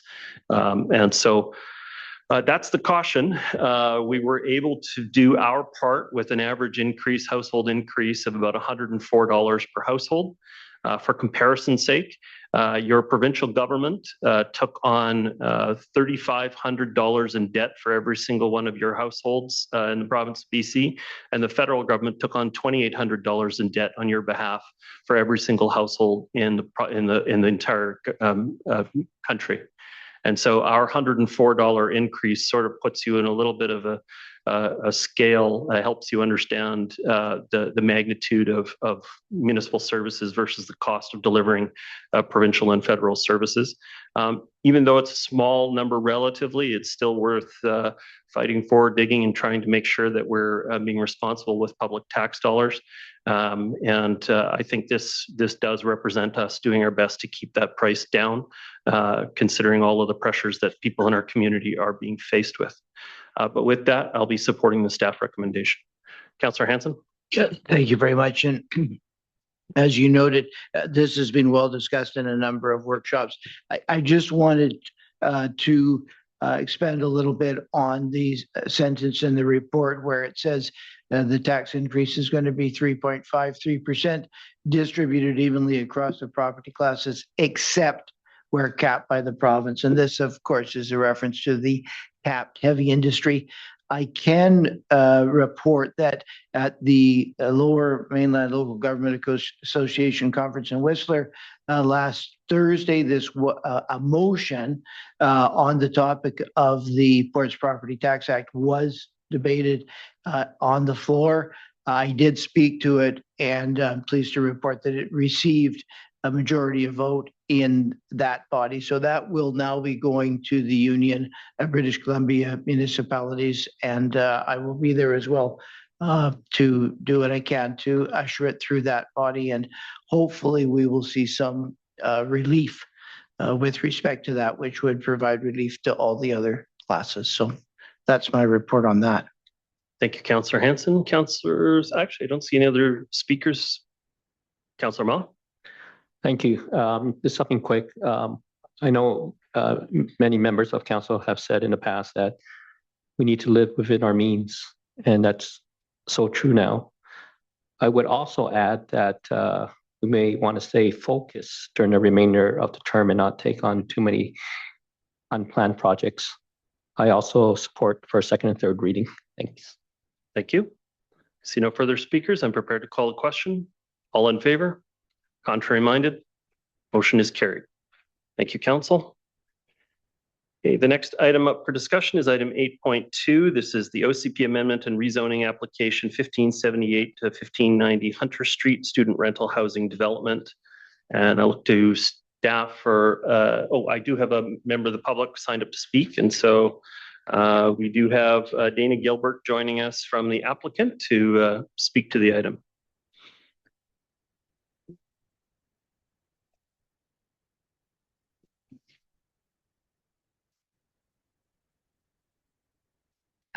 Thank you, Mayor Little and members of council. I'm Dana Gilbert. Nice to see you all again. I'm joined by Steve Kralanovich in the audience, as well as Carrie Washington, who you've already heard from today, who's with Capilano, one of the largest employers in the district. We are all here to answer your questions. So as questions come up, I would ask each to answer as well. We're asking for your support on option 2 in the report to direct staff to prepare a bylaw based on the current application and bring it forward at the next council meeting for first reading. The need is truly real and time sensitive. We've been working collaboratively with staff for 2.5 years with CAP for almost 3 to deliver this project for them. CAPU's new on-campus residence, as you've already heard, of 362 beds, opened this summer, but it's dormitory style only for first-year students. Simultaneously, their Dollarton residence of 290 beds, with an ongoing wait list of over 200 students, is being removed. The result is a significant gap in housing, specifically for upper year students, and no local solution currently exists to fill it. CAPU's new president, Jason Dooling, apologized for not being able to be here, but Carrie is here in his place, but has provided a letter of support that recognized the urgent need for this form of housing for upper year students.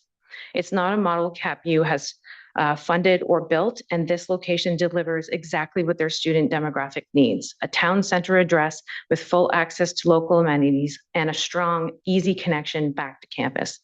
We are mindful of everyone's time and the demands on staff, and we are grateful for that partnership. And we continue to proceed that way.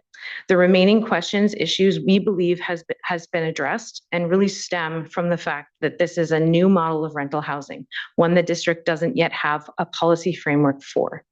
But the market has changed and CAPU's need for housing is only grown. If approved before the election freeze, we can deliver for a 2029-2030 academic calendar year. A delay isn't a matter of weeks, it sets students back a full year. Alma Capilano fills that gap. 448 beds exclusively for CAPU students, purpose-built from day one. At our last appearance, we proposed 6.28 FSR and 536 beds. We heard council, we've come back at 5.46 FSR, delivering 448 beds. That's a meaningful reduction that reflects your feedback directly. The building is designed specifically for students: smaller, efficient, all-inclusive units, more shared amenity space, and an L-shaped floor plate that improves views, reduces shadows, and maximizes daylight. It's inherently affordable in its design. All-inclusive rent, utilities, internet, furnishings, amenities provides cost certainty. That model doesn't exist on the North Shore today. It translates to a 29% more attainable in today's dollars than any comparable purpose-built rental in the district. 15 more seconds? Yeah, that's fine. Okay, we're also working in partnership with CAPU to explore bursaries and scholarships tied to this housing project, much like their new first year delivering this summer that they just completed a fundraise for. It solves a real commuting problem. 65% of CAPU students commute from the North Shore, averaging 1.5 hours one way.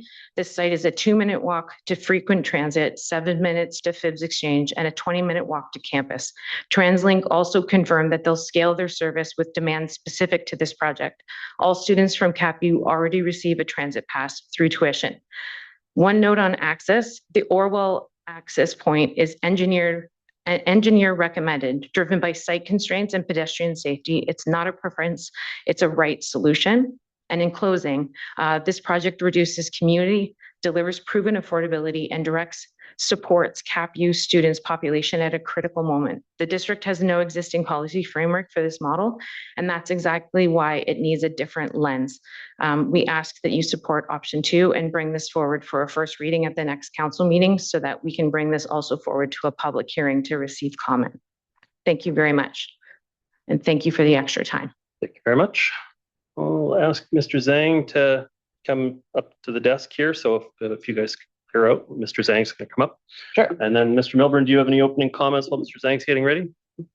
Thank you, Your Worship. Just to note, this item is returning to you after Council passed a motion in December 8th, 2025. The Council is not supportive of the application as it's currently presented, although there was strong support for, of course, the use, both from staff and Council expressed at the time. And the reasons given in the resolution were that there was a request for the applicant to revise to lower the density and to address other key issues. The applicant has indicated how they've addressed density in this revision. But the other issues noted by Council at the time were issues to building design, site access, below market housing, along with other rezoning stage issues identified by staff in the previous staff report. Mr. Zhang is available to provide the details for Council tonight. Staff continue to strongly support this type of use. Student housing is a critical need in our community. The key issues staff are raising are that we have looked at Council's policies and regulations, and we provided advice relative to the request before you tonight, and we're seeking direction to return the item to staff to resolve the outstanding issues. Thank you. Thank you, Mr. Zhang. Great, thank you, Your Worship. Good evening, mayors and members of council. My name is Kevin Zhang, Senior Development Planner with the district, and tonight I'll be presenting and seeking council's input on 1578 Hunter Street, a purpose-built rental development in the Lynn Creek Town Center, which is proposed to be exclusively for Capilano University students. So, as Dan mentioned, we took this project to council for input on December 8th, which is highlighted in the middle of this timeline here. And for context, I'll highlight some of the key feedback received by council at that meeting. So overall, there was strong support for rental student housing in general, especially in this area in close to CapU and FIBS exchange. However, there was a recurring theme for affordability.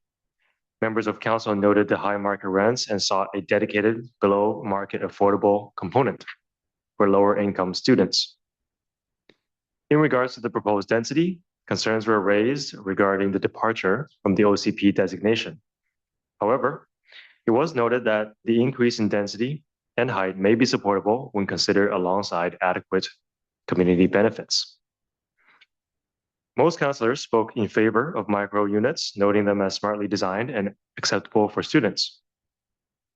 Transportation was also discussed, where members of council noted transit access may be problematic in this area and suggested exploring a dedicated shuttle for future tenants. Lastly, members of council highlighted that housing students here would inject vitality into the community and provide staffing for local businesses. So since that meeting, the applicant has revised some aspects of the proposal and in response to council and staff feedback.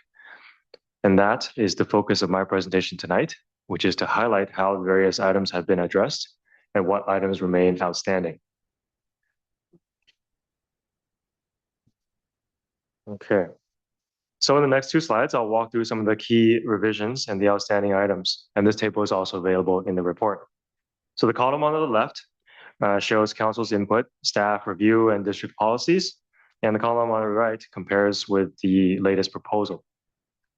So the biggest change, as mentioned both by the applicant and Dan previously, is the reduction in overall density from 6.28 to 5.5, as you can see on the right. And the reduction in height from 25 stories to 21 stories, as you can see here. However, while it's a step in the right direction, it still exceeds the OCP designated density for the area and also the building height in terms of the Lynn Creek Town Center implementation plan. In regards to affordability, typically significant increases beyond OCP densities are accompanied by below market housing in the district. However, this is a unique project, and the applicant notes that these units are inherently more affordable to students because of the smaller unit size and the included amenities. A pro forma was also submitted and reviewed by a third-party consultant, which showed that there is minimal land lift as a result of the proposed rezoning.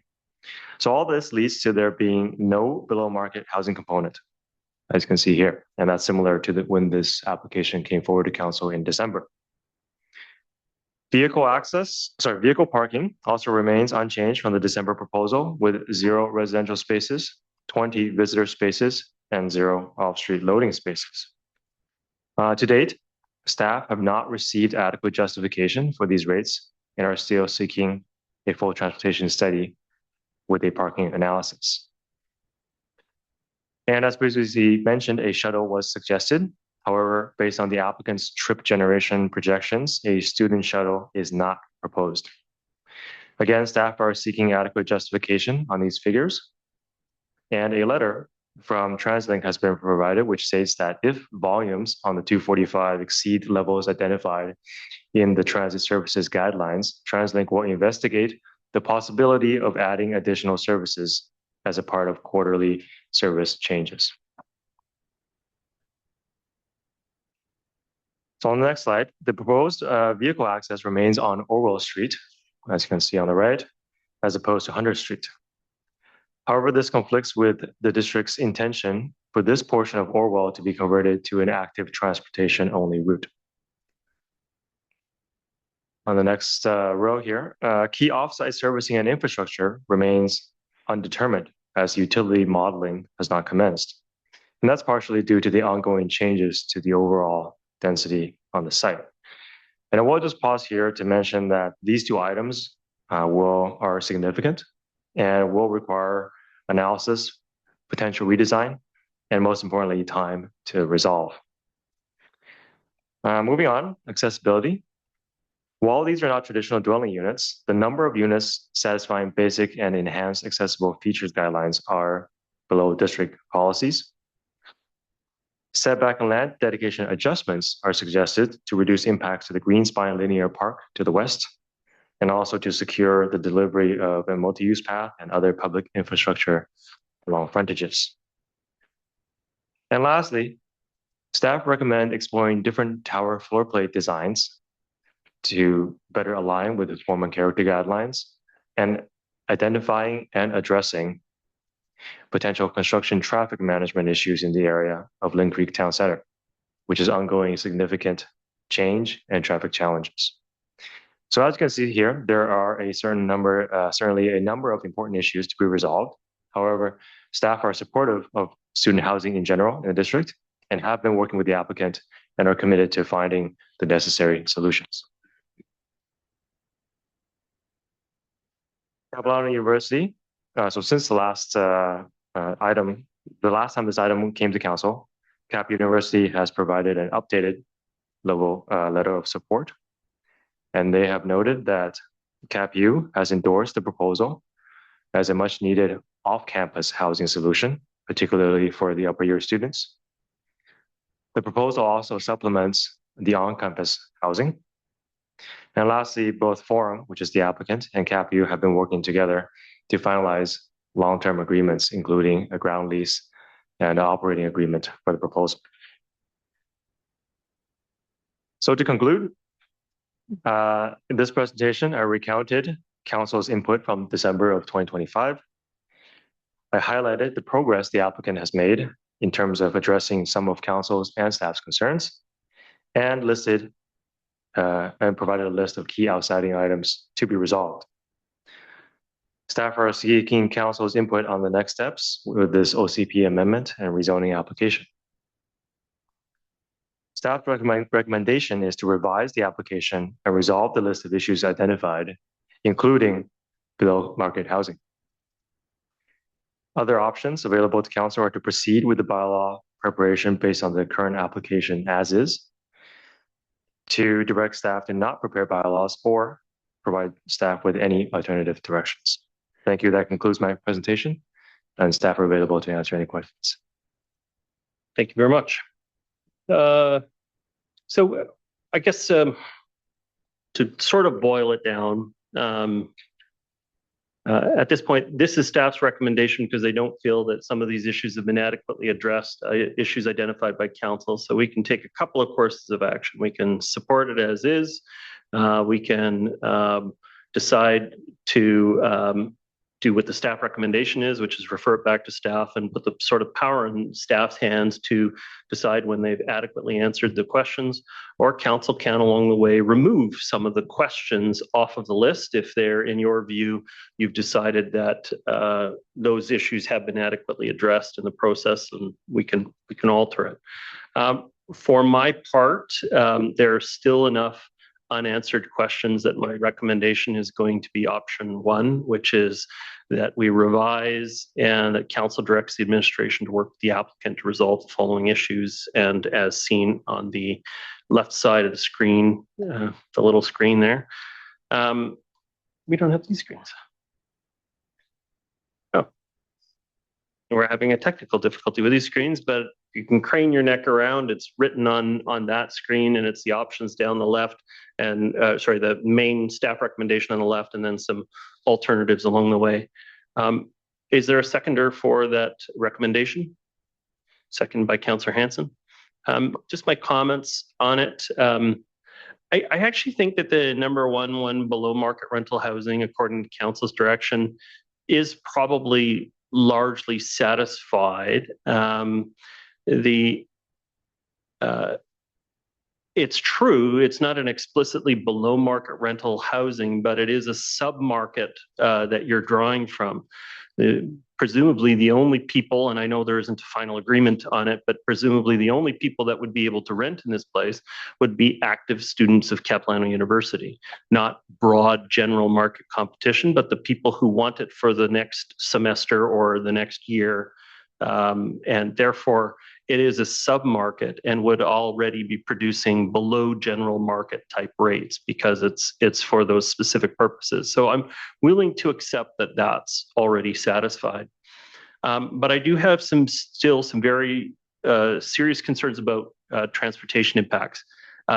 TransLink sending a letter out that says, you know, we'll adjust as things happen. I don't find that to be sufficient substitute for a transportation plan. This has some very real foreseeable challenges. I have gone and talked to Sarah Ross, the planner for TransLink, and asked them to look at whether the 255 route, which comes across 15th Street and does go up to the university, whether that could be altered to come into the facility. And then in such a way that it provides an alternative.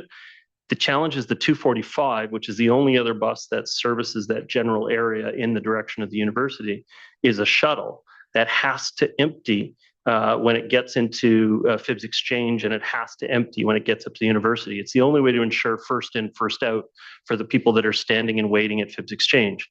And so unfortunately, it means there's over an hour period in the morning where there will be not a single seat available by the time it passes this student housing. And if the students then themselves decide, well, if there is a stop, we're just going to take it back down to Phibbs Exchange, then it won't actually be honoring the first in, first out policy that we currently have in that area. And so the bus would come in, instead of being empty, it might have 25 seats full, and you're now staring at a 45-minute long lineup of students waiting to get on the shuttle, and the shuttle's blocked up by people who have come the wrong direction into the system. So I don't think that letter meets my standard for having a transportation plan for it, or curbside management. I'm sure on a Friday night, there's going to be a tremendous number of food deliveries that are going to come to a facility like this. And a plus visitors, I don't think 20 parking stalls is going to be enough to satisfy that demand for 400 plus people in the space. So I think that's inadequate. I think a lot of the other issues, I think, are sort of staff level discussions on infrastructure upgrades, the suitability of the intersections, vehicle access, the accessibility of units, I'm assuming would all have to meet our level 1 accessibility standards, but we normally on a project this size would also push for, you know, some mix of even up to level 3 wheelchair access for some of the units. And that question, I believe, has not been answered. And so I still think there is work to be done on this before it warrants moving to the next stage. So that's my recommendation. Councillor Hanson, you're the seconder on the matter. Do you have further comments? Yeah, I do. Thank you very much, Mayor Little. I'm seconding the motion. But my comments are effectively reversed yours. There you go. I could probably find a way to accommodate myself to numbers 1 to 7, although I obviously encourage staff to continue the discussions there. But I have a real concern on the affordability front. These rents, according to the staff report, for what's being proposed here will be in the area of $10 a foot. The units, we remember, are 160 to 220 square feet. Typical rents with respect to purpose-built rental are less than $5 square foot. From my perspective, if we're enabling a project which is going to exceed the OCP, it's going to be 21 stories in height, 5.46 FSR, and it's going to be jam full of renters at $10 a square foot, I'd like to see an affordability component. I'd like to see an aspect of this which caters to people of more limited means and provides access and support to their attendance at CapU. So I leave that as a challenge to the applicant. I thank the applicant for all the work they've done. I appreciate their goodwill. I do appreciate the need in our community for this type of housing. I do appreciate the support of CAPU. I listened very attentively to that. But I believe on the affordability side, there's something that can be done that will provide greater diversity in terms of the cost of this proposal. So I'll leave my comments there. Councillor Murray. Thank you, Mayor Little. I share the same concerns as Councillor Hanson. This is for-profit student housing. I have to say that this application has come to us in a very unusual way. When developers are applying within our OCP for properties that they have purchased, they go through a very significant process with staff, and we're at the rezoning part. That's when they come to us. I in 30 years have not experienced this type of approach, where in 4 months we are looking at doubling our FSR. The pro forma is indicating that there's no significant lift on the property, so no affordability, with a staff presentation identifying the significant challenges that do not line up with our community plan, albeit the necessity and the need to talk about student housing, and the comment that we don't have policies in this regard. I would love council and the community, CAP University, to have those discussions, to create those policies, to look at future housing on the campus, which is where it needs to be, not impacting our utility corridors and an existing OCP that has been in place since 2015 with challenges to our green spine and access in and out of this community. I have letter after letter after letter after letter coming to me on a regular basis, asking me why retaining walls that are 100 feet long and 3 feet high are taking 2.5 years to process in this municipality. I have people waiting for 5 years to be able to build a coach house in their backyard. I have small companies and contractors trying to get the simplest of things done to support the vision of our council, which is to look after affordability and multi-generational housing, and we are turning them away or telling them, just, you're going to have to wait again, because we are unable to expediently process your application without dozens of rewrites and questions and more information and stormwater management plan, and the list goes on. And now I'm being asked to have my staff take up time, with great respect, trying to walk through the concerns that we've already presented in December in regards to this unusual approach to this application, and spend more time trying to tick off these boxes, which many seem untickable. I need to, almost every application that comes into the OCP, there's an amendment. This one's a doozy. This is double the density. I have a responsibility to allow existing direction and policies within council to actually move forward in a timely manner so business can carry on. That's not happening with many current applications that are in front of us, Mayor Little. It is a significant and serious concern with some of the presentations that we've heard tonight and many of the letters that continue to come in regards to processing an application. I'll take my other 2 minutes, please.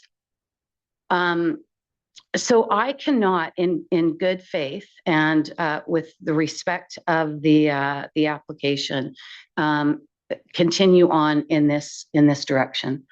I I think that the existing perspective that we find in regards to the decline in students because of federal government initiatives. The cost of housing has gone down because of the short-term rental policies that the provincial government has put in place. We really do not understand clarity of data in regards to what is available. We have no guarantee that this housing will even be built once zoned. Our experience tells us that you can rezone and you can wait years. Properties can be flipped multiple times. The projects may not go forward within 10 years. We have seen that happen. So this idea that we're going to be able to address all of these issues, I don't believe is what's going to happen. I do not believe that we have the ability to put valuable staff time after something that is so outside of the OCP and outside of the Lower Lynn concept plan. And the challenges of trying to find even a small return on affordable student housing within this project is not a reality. And so I think that I was going to actually move option 3, that we do not support this OCP amendment, because I am very concerned about the residents that are in this community right now wanting to move forward. And I feel that we do not have the capacity nor the resources to address their issues. And yet we are giving indication to this project that we will put resources into them. And for that, I will not be supporting this motion. Thank you very much. Councillor Beck. Thank you, Mayor Little. I have been supportive of this project since I first heard about it.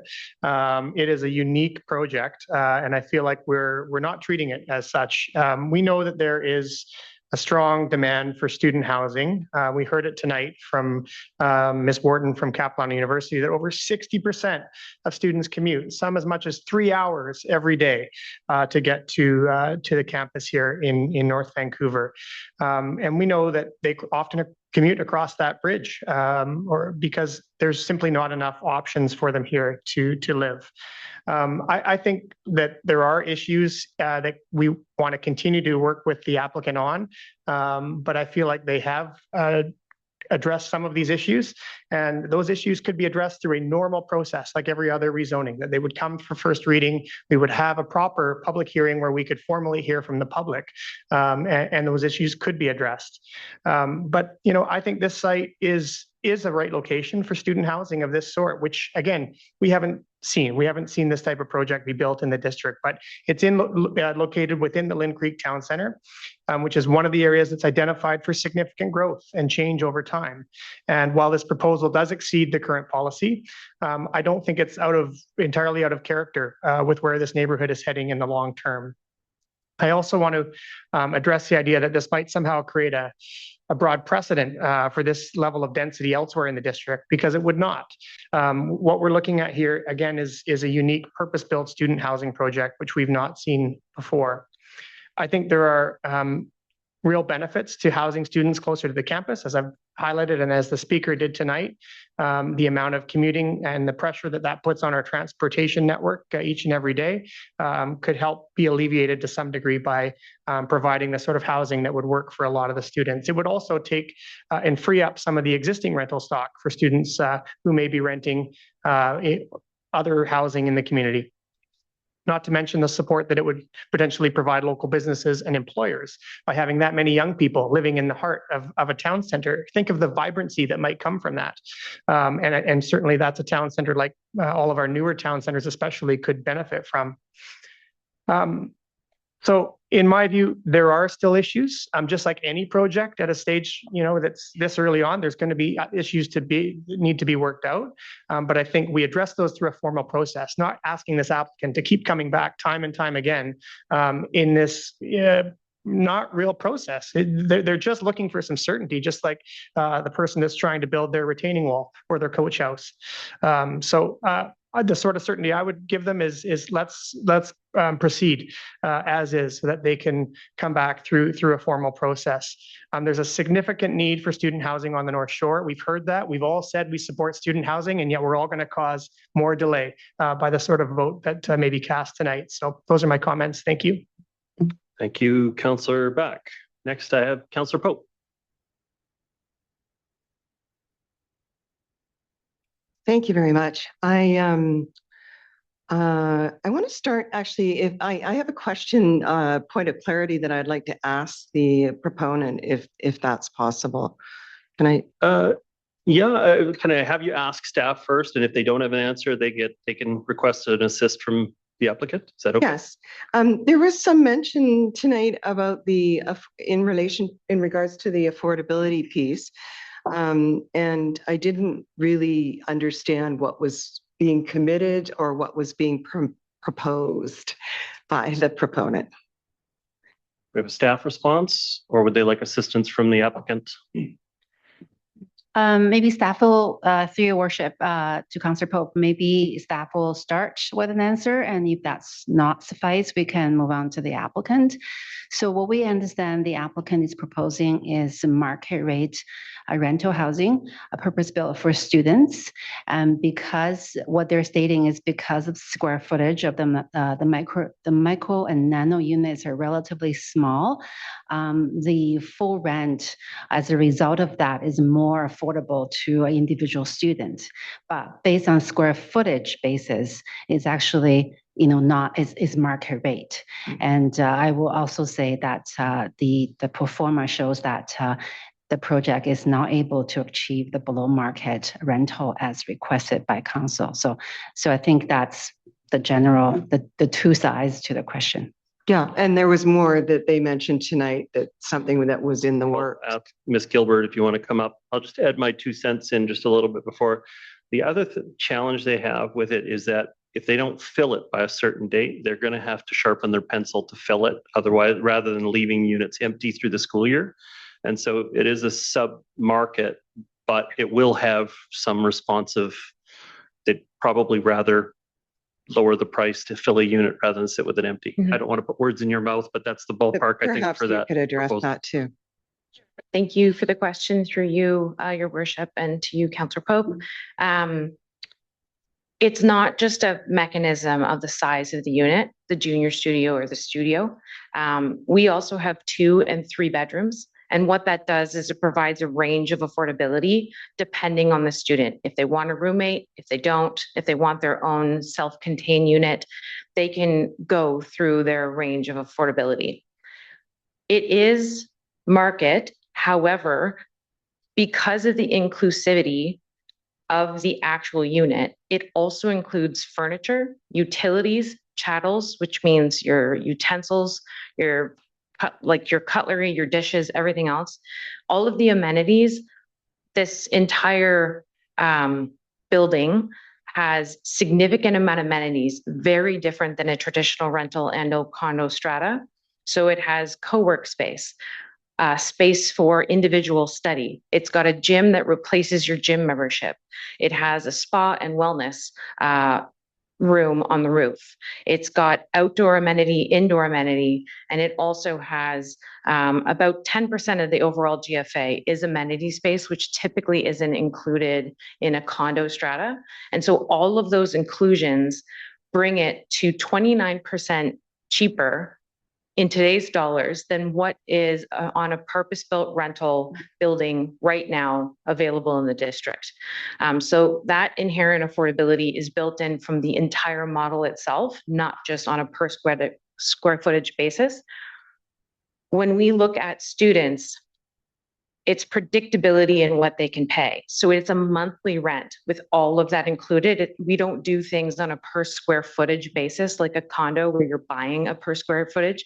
It's a monthly amount in terms of what can be afforded.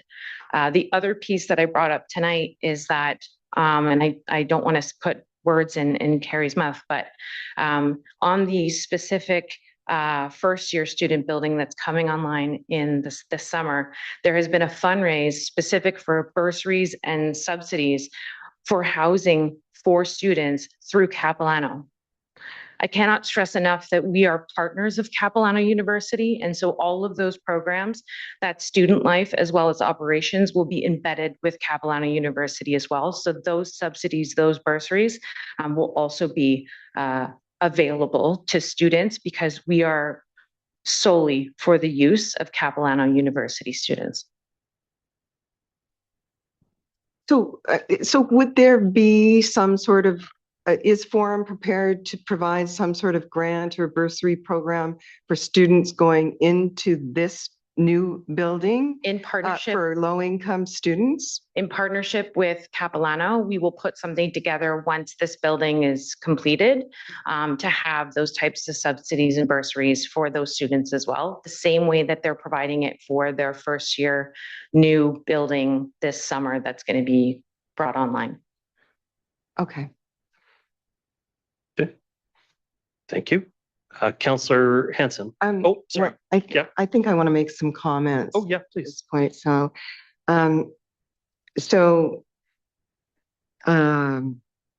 To me, this is very convincing about the affordability piece. If it's coming in that much lower than your average studios out there, it includes all of these the amenities, the internet, the furniture, and everything else that's going into it. That is, it makes an enormous difference to a student. And if you're also going to be committing to helping out low-income students with a bursary, then that, for me, alleviates my concerns about affordability. I think when it's all factored in, it certainly is more affordable than typical studio units on the North Shore, and your research has shown that. I also want to address this issue of density. This project cannot be compared to a conventional rental building and the OCP density caps that we have for regular housing developments. They're apples and oranges. This is a new model of housing. 448 beds only for students. Student housing is a community amenity. So these units are significantly smaller. And I think that most of us on council, when we looked at the show suite, display suite, were really impressed by how fabulous these tiny units look. And other municipalities, including City of Vancouver, Burnaby, Surrey, have specific policies for student housing that allow for higher density. So if council approves this to move forward to first reading, it does not need to be precedent setting in terms of density for all buildings. There should be no fear that approving this highly specialized student housing will then open the floodgates to developers wanting to have that kind of density in a regular rental. It's just not going to happen. Council can view this as a clear and justified exception because it directly addresses a stated and demonstrated need for student housing. So with some of these factors in mind, I would like to propose an amendment, a friendly amendment, I think, to the staff recommendation that you have moved and that has been seconded. Can you turn off my time for this? And I'm doing it on the fly here, so maybe you can help me out. I would like to see that we remove number 1, because I do believe that the below market rental housing, the question of affordability has been responded to. And I feel confident that it will be affordable. I would also like to see some of these housekeeping items taken off the table because there is a matter of urgency here, as was outlined. And I just want to say that Cap, you also mentioned this matter of urgency of getting this housing in. To assist, can I get you to be specific about which lines you want to remove? So I would say the other types of housekeeping items that are the normal part of the procedural that goes on between when developers are going through processes with the district. So that would include setbacks and land dedications, architectural design, off-site servicing and infrastructure upgrades. I would like to see all of those taken off. Okay. So just to be clear on the amendment, then your amendment would be to withdraw items 1, 4, 6, and 7 from the list. I would also remove item 3. Okay. So 1, 3, 4, 6, 7. Okay. I did say that council members could propose removing pieces, even though it's a lot more significant I was anticipating. Is there a seconder for the removal of 1, 3, 4, 6, and 7? Second by Councillor Back. Okay, further discussion on specific to the removal of those items, please.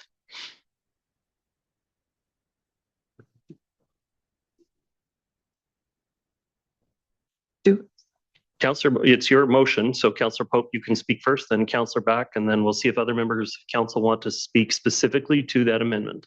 Okay. Specifically to the amendment, I think it is a matter of, we know that we need student housing in North Vancouver. We know it needs to be built.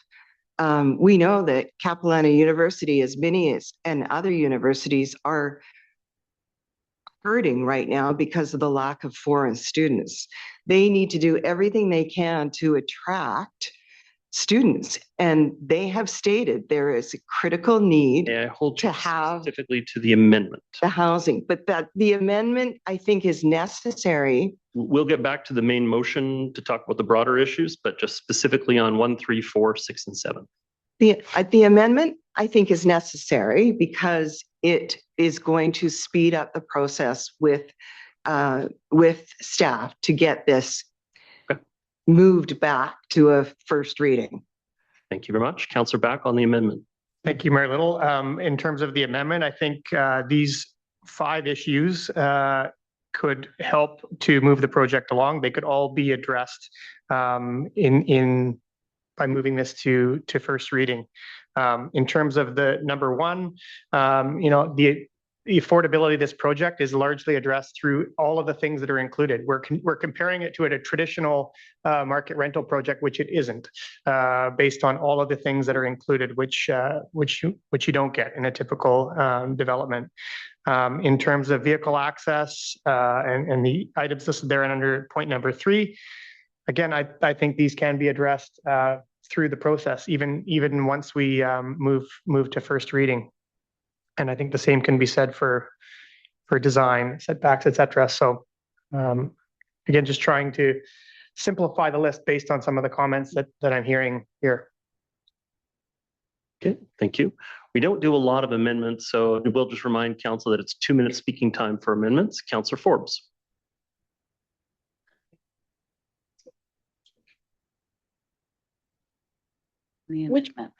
Which motion are we on? Just on the amendments.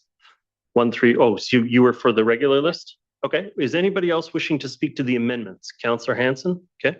Go ahead. 2 minutes. Yeah, I just want to say I'm not of the same mind on the affordability issue as has been spoken by others.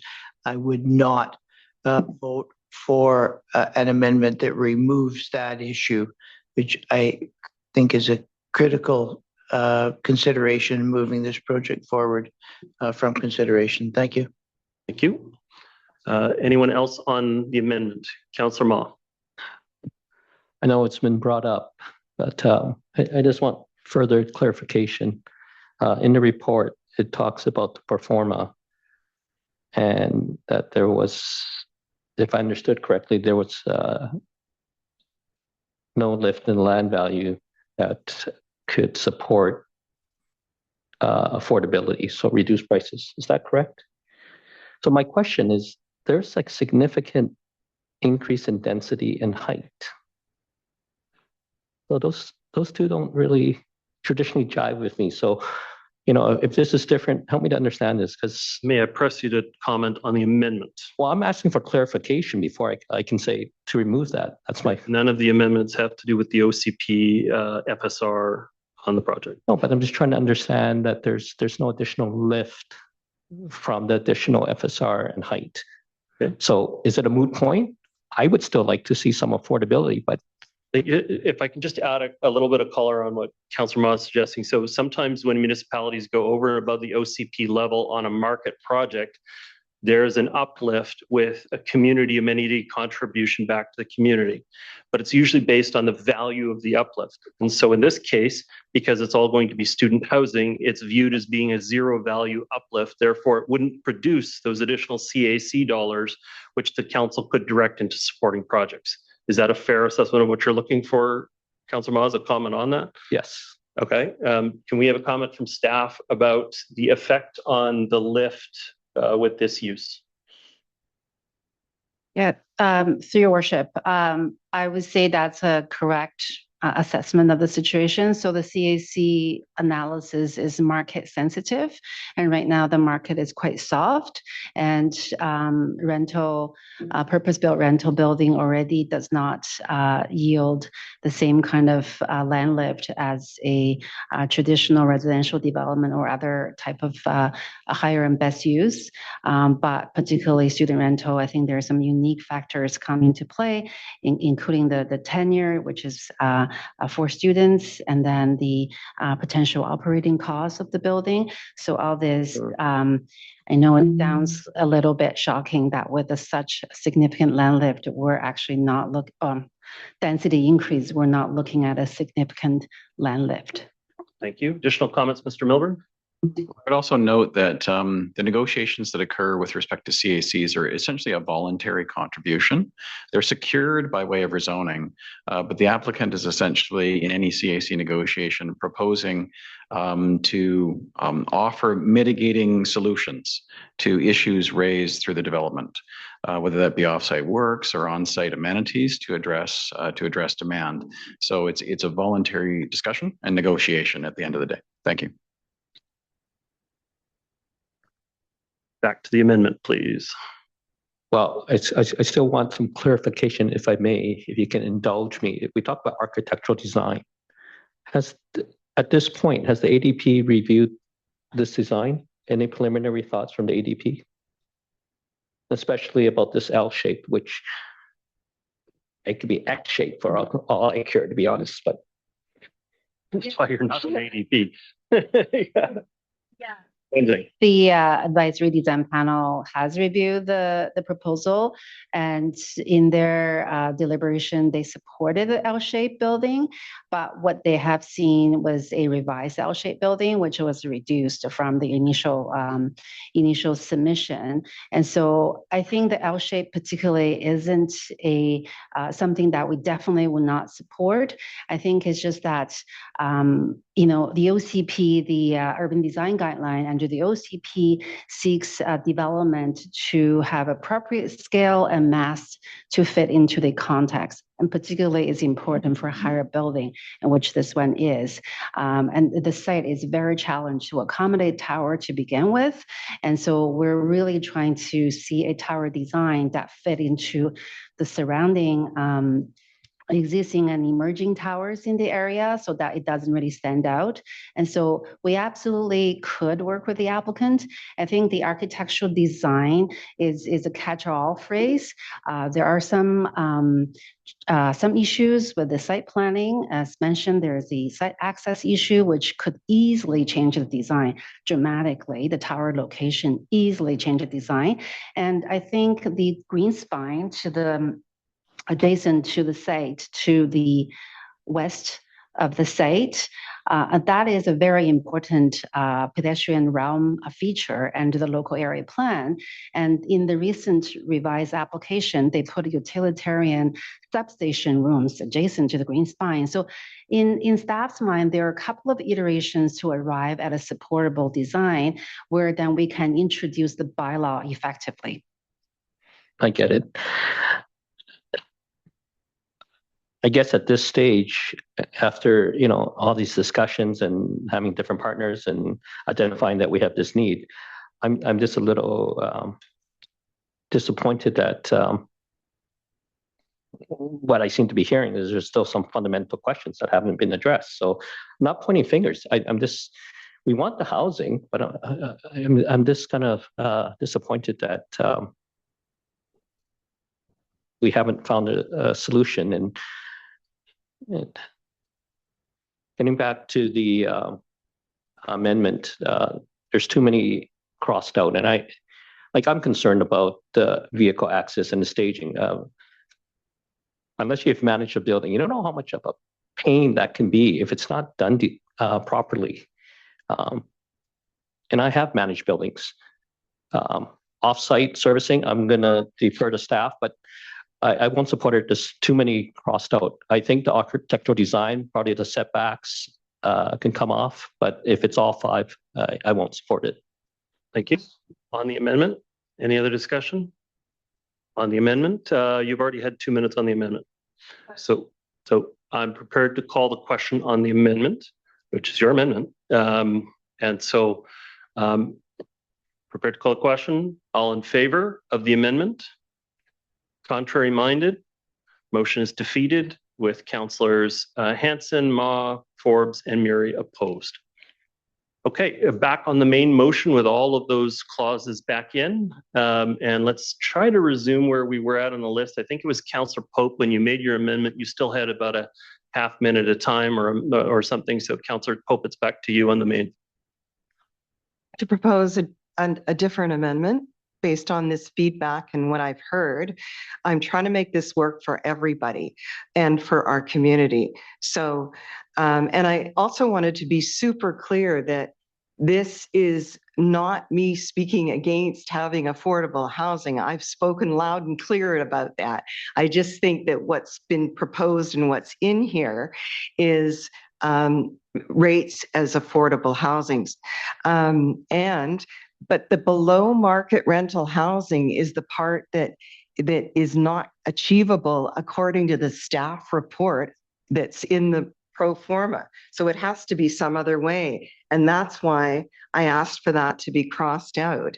It's just that particular wording of affordability is not doable according to the staff report, according to the proponent. And so it's just, we need to find another way to build affordability into it. That's what I'd like to see. And for now, that means crossing it out. Clear about what it is you're proposing as an amendment. So if the concerns of Councillor Ma are for vehicle access, can we leave that one back in? And is that? So the options available to me at this time is to ask for a seconder to continue on that discussion, or to test the motion that's on the floor as is without an amendment. And if it doesn't pass, try and find a different action going forward. I haven't clearly stated what the amendment is. I heard that it was the same as the last one, except that you were leaving in, they changed it from numbers to letters. Okay. Leaving in C, which was Councillor Ma's comment. Would that satisfy you, Councillor Ma? So I think at this point, I'm going to test the original motion. And if we get support from the council, we'll move forward from that. And if not, then we'll be looking for alternative motions at this point. And so, sorry, did I hear you say you needed a seconder to make this amendment? I haven't asked for a seconder because I have the choice to decide to test the original motion first. And if a majority of council supports the original motion, then that's what would go forward. We did try to make an amendment already. There wasn't consensus around the amendment. I don't really want to be wordsmithing back and forth and back and forth. I'd rather test the amendment, the motion as it is, and then see where we go from there. Councillor Ma, very quickly, I do need to get clarification. So the motion on the floor is to revise the staff recommendation. That's correct. As is with no. That's correct. And if that passes, are you going to seek amendments? No, you're not.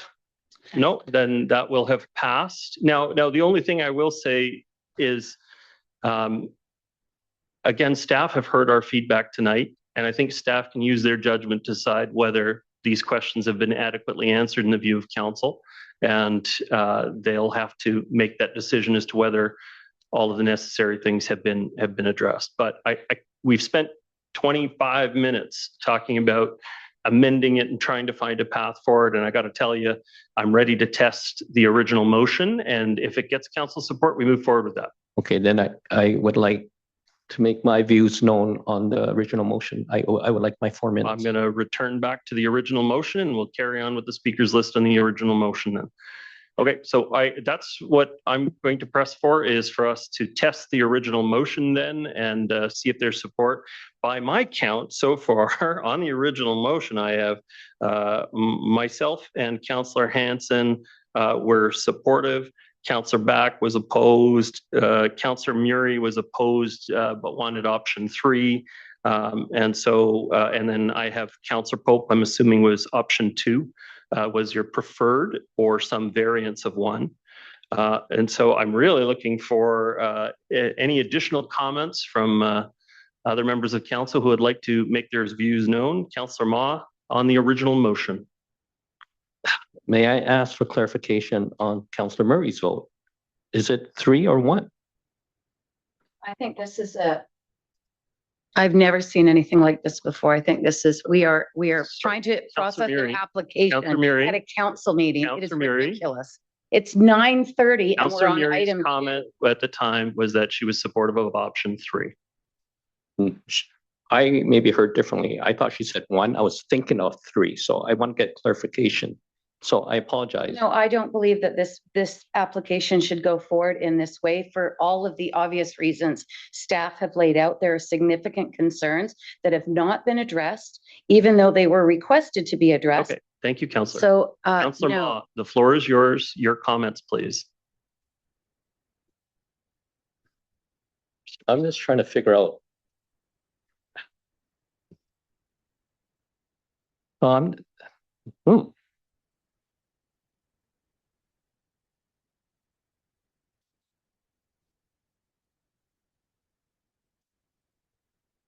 The staff have acknowledged that the general support of some council members in principle of this project, and there are many good reasons to support this application.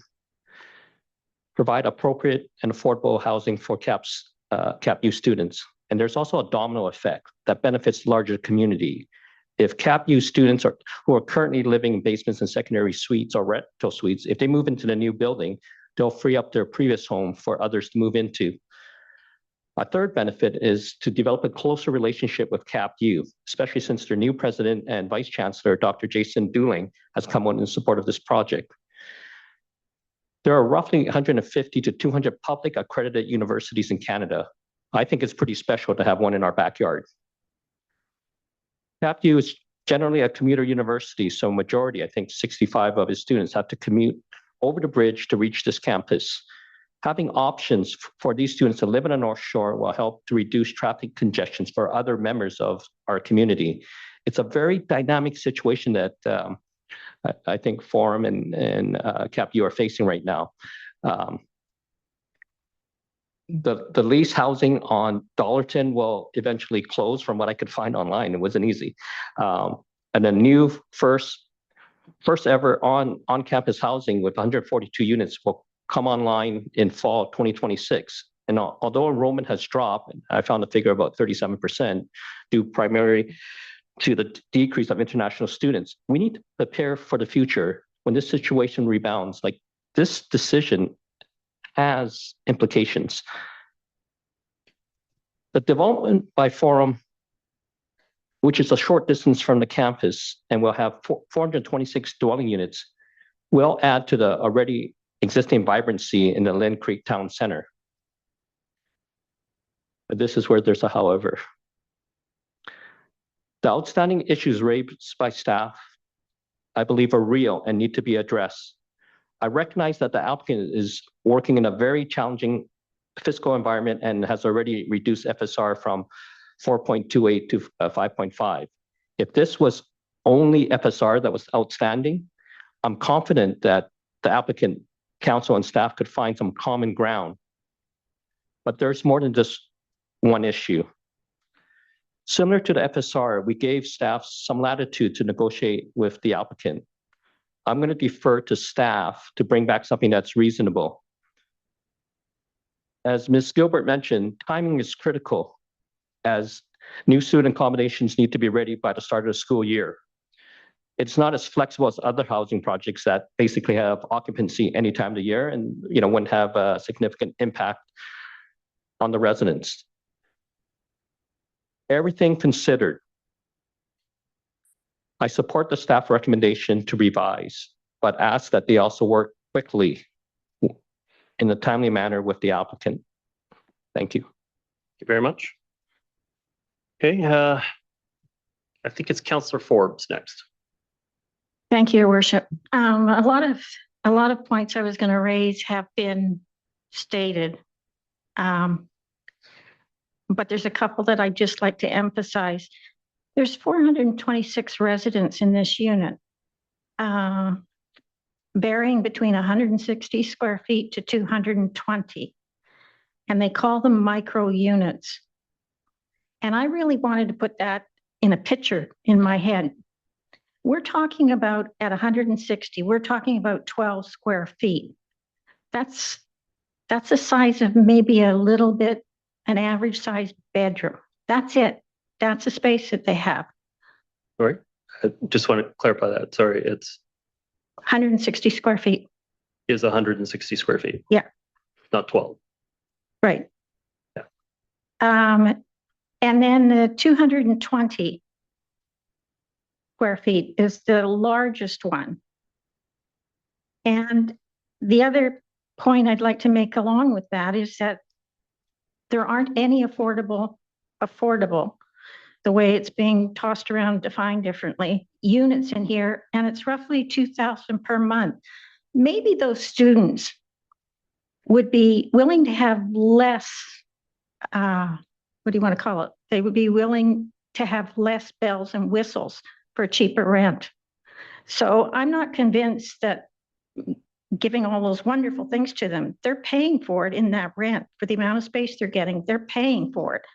So they could get more affordability if they cut out some of the things that they're advertising that they're going to give all the students. And I also think these micro units, this isn't just about dollars. This is about students' mental health. And you put them in a very small unit, they get bused to school, maybe, they get bused back home.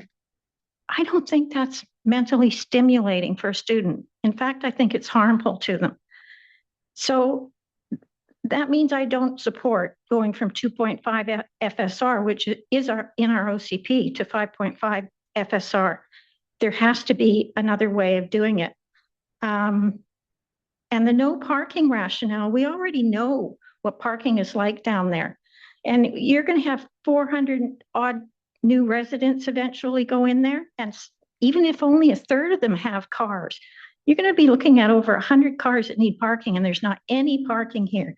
There's not any pull out for deliveries. And sorry, I'm trying to read my notes here.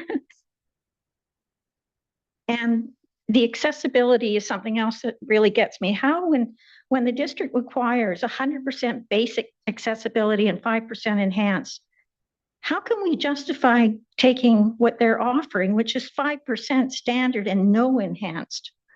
So there are too many things wrong here.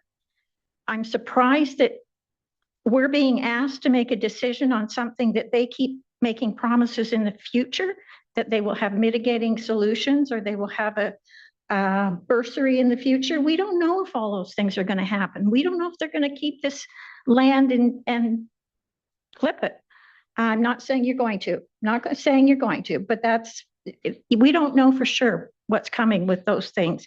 So on that basis and several other bases that I won't go on to, I can't support this.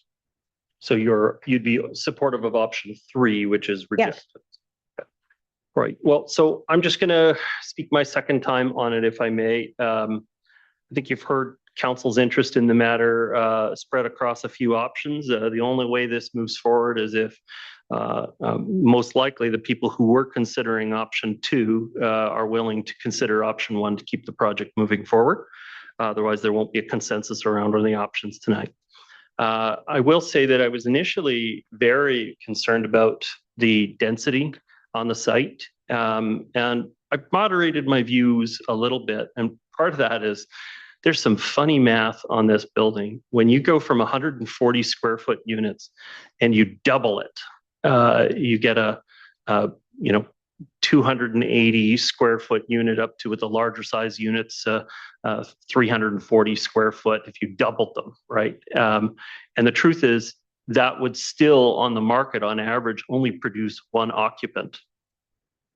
And so if density is a measure of how many people are going to be there, this building, even at doubled density, is producing about the same number of people, if not still less, at 440 occupants. Because if we made them all larger size units throughout the building, the number of people that you could get per unit would go up, and it would actually produce more occupants on the site. So I'm less concerned about the density question that's been asked, although it's significant, and there's no question it's one of the big reasons why we're here.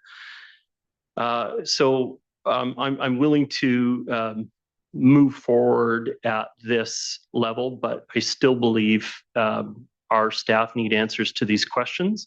And if the answer is to some degree that we're not going to be able to do this or that, and it's clearly said once and for all, then ultimately I would be open to having a discussion at the next stage of this project. But just want to be clear, I'm supportive of option 1, and I hope members of council who are supportive of option 2 reconsider and support option 1. On the main motion, what's our speakers list again? We're back. Councillor Hanson, is that correct? Yes. Councillor Hanson, you're waving it. You're done. Okay. Would anybody else like to speak to the remaining motion, although some people have spoken full time?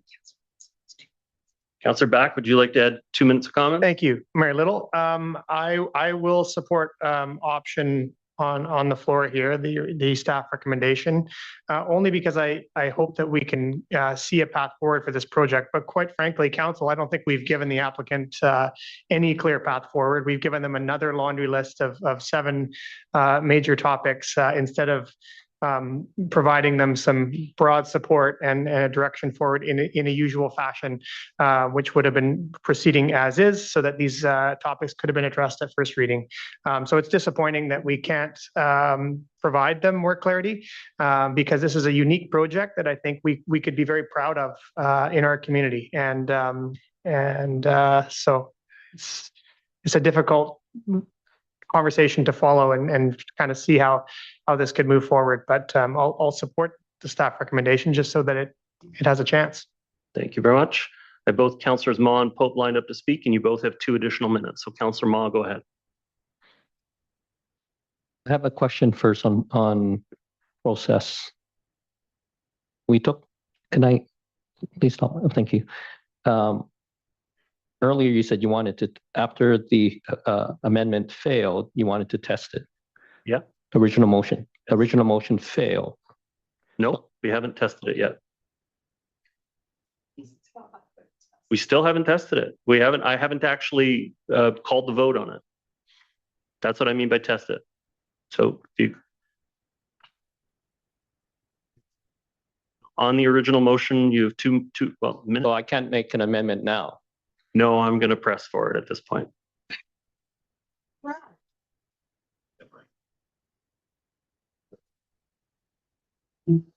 What I'm trying to get to is a shorter list instead of the 7. There seemed to be appetite for that. Sorry, carry his time on. Do you have comments on the original motion, or you're done? Well, we'll see what happens. Oh, man. Okay. So then the last speaker, Councillor Pope, you have 2 minutes. Yeah, I concur with that. I think ideally want to do is come to the best decision for our community. And why are we rushing that? This is very important. And I do think there are diverse opinions on this council, but I also think that we could find a path forward. And I think what I heard almost unanimously is that, you know, we do not need all of these items to be discussed with staff. And by reducing that, then we are able to move forward with, so, I mean, I object to not allowing Councillor Ma to propose another amendment that might get us on a path forward to give staff better direction. Prepared to call the question on this motion, and if it doesn't pass, we'll find another motion. But But the problem is you're forcing the vote, and you're hearing clearly from council, as you've just said, that there isn't the direction to give to staff. I'm prepared to vote as well in favor of it for the reasons that Councillor Back has outlined, but because I don't want to see it completely fail, and I would like to see some progress made on some of these items. But I just think there's a more collaborative approach. Okay. Thank you very much. So everything that we've done has been in order, and I can double check with the clerk. That's your comfort that I can call the question on the main motion at this point, and then see if there's consensus of council on the issue. Through your worship, yes, that's correct. Thank you very much. I'm prepared to call the question. This is on option 1. All those in favor? Okay. Contrary minded? Motion is carried with councillors Forbes and Murray opposed. Okay, thank you, council. Okay, the next item up for discussion, actually, you know what? We're past 9 o'clock and it sounds like we could all use a little bit of a leg stretch and a break. And so I'm going to call for a 5-minute recess of the meeting before we get on to item 8.3. Tamsin and I really appreciate the input. Of course, we need to also recognize that there are 16,000 single-family houses approximately in the district. So there's lots of other input we can hear from other members of the community as well. The Zoning Bylaw Rewrite Project, the first comprehensive modernization of the district zoning framework in over 60 years, includes a critical and complete review of zoning regulations impacting land use. This work began in 2024. It's intended to not only modernize zoning and regulations, making them more comprehensible and user-friendly, but also to help achieve council's policies and land use plans for housing, transportation, climate resilience, economic development, environmental protection, hazard mitigation, and overall community well-being. This zoning bylaw rewrite is not just a comprehensive reassessment of regulations and land use and density and building heights and so on, but it's also what it is not is a chance for individual landowners to seek zoning changes on individual properties, with those requests being most appropriately addressed through normal application consideration processes. So the input you heard tonight was really about, significant changes to policy that affect many properties, and we received that input with that respect. In terms of the timeline we've been working towards up to this point since late 2024. I'll just note this is a timeline shown with the initial bylaw process. We were hoping to have a bylaw before council before the summer break, and then with the election occurring this fall. This was initially proposed, significantly impacted by provincial government, which has been continuously changing land use regulatory and enactment legislation, in particular around small-scale multi-unit housing, and staff and council have been adapting to that over time. While significant work has been completed towards the preparation of new zoning bylaw, the effort is somewhat delayed due to the provincial regulations I mentioned, and resulted in a reassessment of small-scale multi-unit housing, recently considered by council on April 13th, 2026. For clarity, there was an earlier mention from one of the presenters, public presenters, around a timeline for council's consideration. So council has addressed their consideration of small-scale multi-unit housing. Whether or not the province responds to that consideration will be subject to their decisions after June 30th. Tonight's staff report also highlights recent council workshop discussions, and I think this is the key and crux of tonight's council conversation. Some members of the council, expressed a desire in those workshops to dive deeper into the implications of potential changes to the bylaw and to increase opportunities for both council and community members' conversations about possible bylaw changes, with the overall intent to ensure the recommended changes achieved community expectations and did not result in unintended negative consequences. It was acknowledged by staff at the time that to achieve all the objectives, more time would be needed, and staff committed to returning the question of overall timing to the subsequent regular meeting. This is tonight. The purpose of staff's report tonight is therefore to seek council's direction on bylaw consideration rather than the content of the bylaw. It's will be the timing for when the bylaw comes forward for council. So staff have noted that a revised process to address the various pieces of input and the desire for increased and deep and broad engagement would trigger the need for an extension of the process into the coming calendar year. And so staff's recommendation tonight is reflected on the graph before you. And it recommends broader public engagement, further opportunities for council feedback and direction, and ensuring the final report is fully digital with enhanced web-based utility and fully achieving council's objectives for this process. The additional time, interestingly and coincidentally, relates to the district and city of North Vancouver will now be, if we continue to update our bylaw next year, be updating bylaws at the same time. So there's increased opportunity for sharing of knowledge and creating consistency for developers on the North Shore. Finally, additional time may be necessary should the provincial government exercise their powers to implement additional land use densities as set out in recent amendments to the Local Government Act. So that's an unknown risk to the project.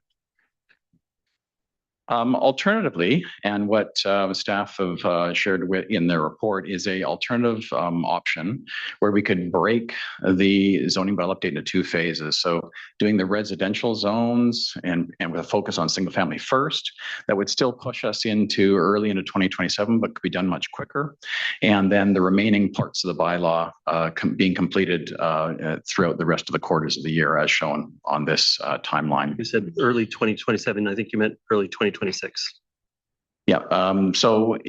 There was an error in the report and talked about option 2, talked about the original timeline. I apologize for that. The phase 1 is reflected in the body of the report and reflected in this presentation material here. So at this stage, based on the input council has given to staff's work plan, the fact that staff are actually quite fully engaged in trying to get current applications in front of council before the end of this council term and have those bylaws receive complete readings and public hearings. There's significant focus of staff effort right now into completing existing bylaw amendments, such as the one discussed just previously in the previous item. So this is an option for council. It would achieve getting the single family conversation that we've heard from some members of the public in front of council in a quicker format early in 2027, but after the fall election. And just give you some context for the conversations. That's a difference in the option 2 in the recommendation, but I think clearly reflects what is achievable. And just to give you an idea of how the sausage is made in terms of bylaw amendments, the bylaw itself has a lot of information behind it in terms of operable provisions, general regulations, parking regulations, and subdivision, and so on. And the zones shown in the light color gears here are kind of the outcomes of that, or reliant on those earlier gears in order to be effective. And so if you take one piece, like the residential zones, you're possibly missing the interconnections with all the related issues when you're updating it. So it's a simple graphic, but essentially it gives you the idea that if you start parsing out individual zones, you won't necessarily resolve all the overall issues, such as subdivision regulations, parking, and so on. It'll just be specific to that zone. So just going back to the recommendation and the options, I think if council wishes, in response to some of the feedback heard from members of the public tonight, to advance residential first, this is possible. It will lengthen and slightly complicate the overall process for the reasons I described, but it is achievable. But it would be in the time format of the first 2 quarters, as soon as possible, really, to get back in front of council in 2027. Thank you. Happy to answer any questions. Yeah, well, obviously this is a bit of a disappointment that that this is going to have to take so long. And to be clear, it doesn't matter what we do, it's going to take longer than implementing it in the fall or into early in 2026. Is that what you're saying here? That's correct, based on the objectives the council has set for staff and based on our time schedule with the year, with the summer break, and with the fall election. To do less would essentially be to change course from what the feedback council gave in the workshop, to increase opportunities for engagement and to address the issues that council was raising at the time. So the recommendation, is there a seconder? You seconding the recommendation? I need clarification as well. Okay, does council want to do a round of questions first and then we'll get to a motion? That's suitable for me, that's fine. So my question, I guess, well, first I have to suggest that maybe we kind of need to stop communicating out to members of the public that this change is imminent and it's happening, because I've had a number of people who said they've been told by staff that this was happening this year. And it's creating a hostile environment out in the community when people come forward and hear it gets delayed a month because they were told that it was going to happen this year. And the reality is full implementation is a long time away. And so I have to suggest that staff not be telling people that this is imminent, because I think you heard a lot of the comments at the beginning of the meeting are people who are holding off on making major decisions because they think this is happening in the short term. And so unfortunately, there's a misperception out there that this is happening in the short term. For my part, I would have been supportive of separating out the commercial from the single family. What I will say though is I wasn't fully satisfied with the single family one. And I think I've mentioned this in a workshop before, but I don't think we need to outlaw basements. I think we can disincentivize basements, but I don't think we need to outlaw basements and make all buildings with basements non-conforming or whatever. And so I was still intending to make some changes and amendments to the housing one, no matter what, which probably meant we would have been in an even delayed process at that point anyway. I guess I don't really have any other questions that haven't been addressed in the workshop at this point. I'll just say disappointed that it takes so long to get this done. Having said that, it's 1965 law. It's a spaghetti mess, and I do want to see it updated with modern language and modern applicability. But again, the focus of our initial discussion was we weren't trying to make changes through this. We were trying to consolidate and simplify the language of the bylaw. Unfortunately, when you get into the commercial classes, there's no question it comes with it a significant amount of change if you're going to be consolidating the class structure. And so I don't think I'm ready to support the commercial changes as presented. I'd be delaying those anyway. But I would have liked to have seen the residential ones come up a little quicker. But I'll be supportive of the staff recommendation at this time. But I'll check. Councillor Murray, you're next on the speakers list. Can I understand that if we moved option 2, that council direct a phased approach of the zoning bylaw, keeping in mind that we are, and I concur with the mayor, concentrating on the residential part of the zoning bylaw, removing the commercial, industrial from the discussion. Mm-hmm. And then with the single family zones and related regulations being advanced to be presented to council for consideration in Q2 of 26, while extending the overall timeline of completion of the entire bylaw to Q4 2027.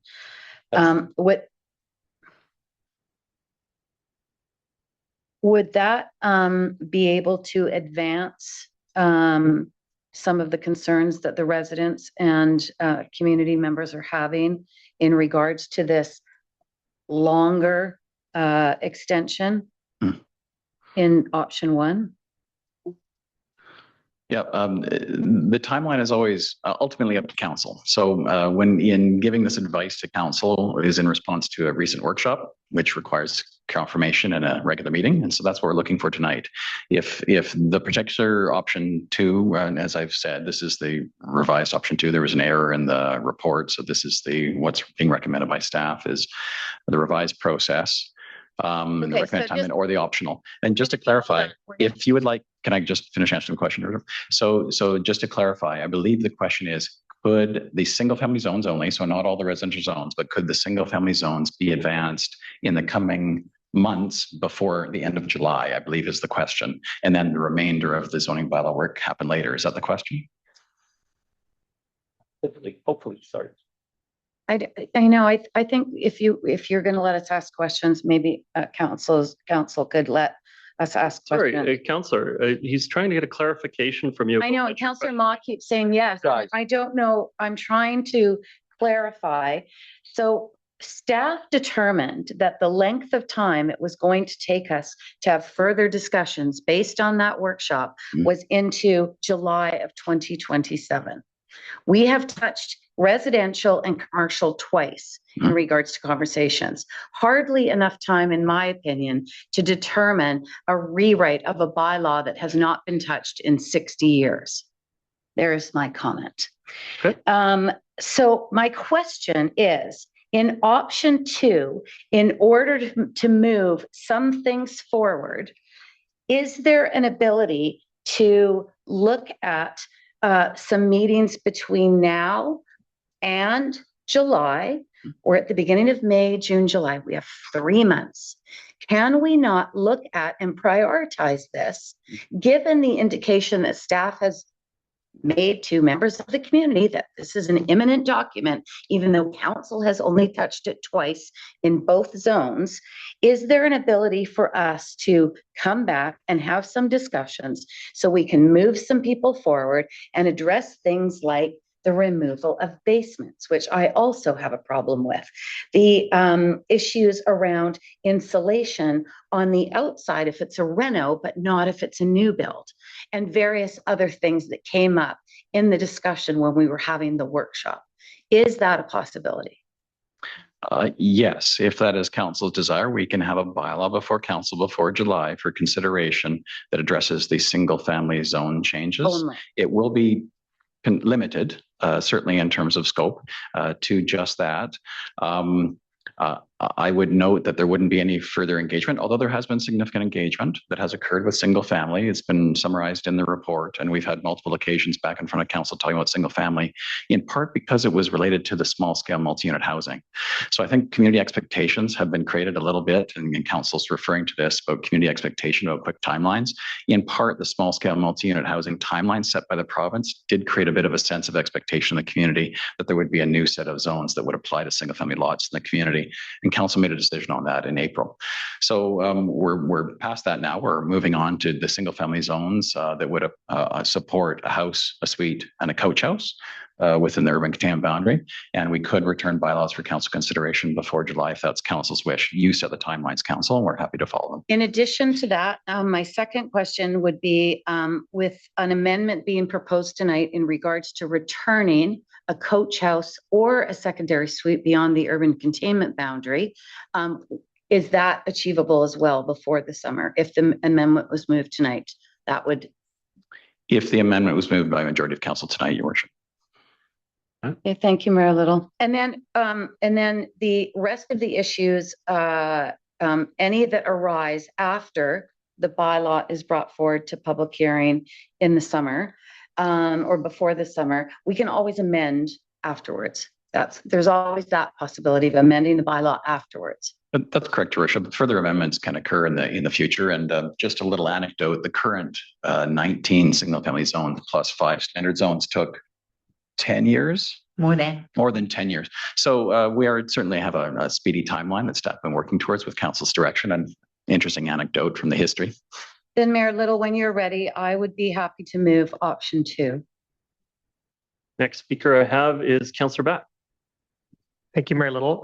I want to say thank you to staff. I appreciate that the significant amount of work that's gone into the zoning bylaw rewrite. It's been a big part of this term of council.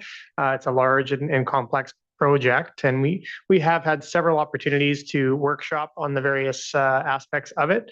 And I have heard large support for the changes to the single family zones in the community. I think what they're being proposed, and we're not debating all those changes tonight, but I think they're all really positive things that have been well received by the community. And we certainly heard lots of feedback through the engagement. So I would like to see us move those changes for the single family zone as quickly as we can.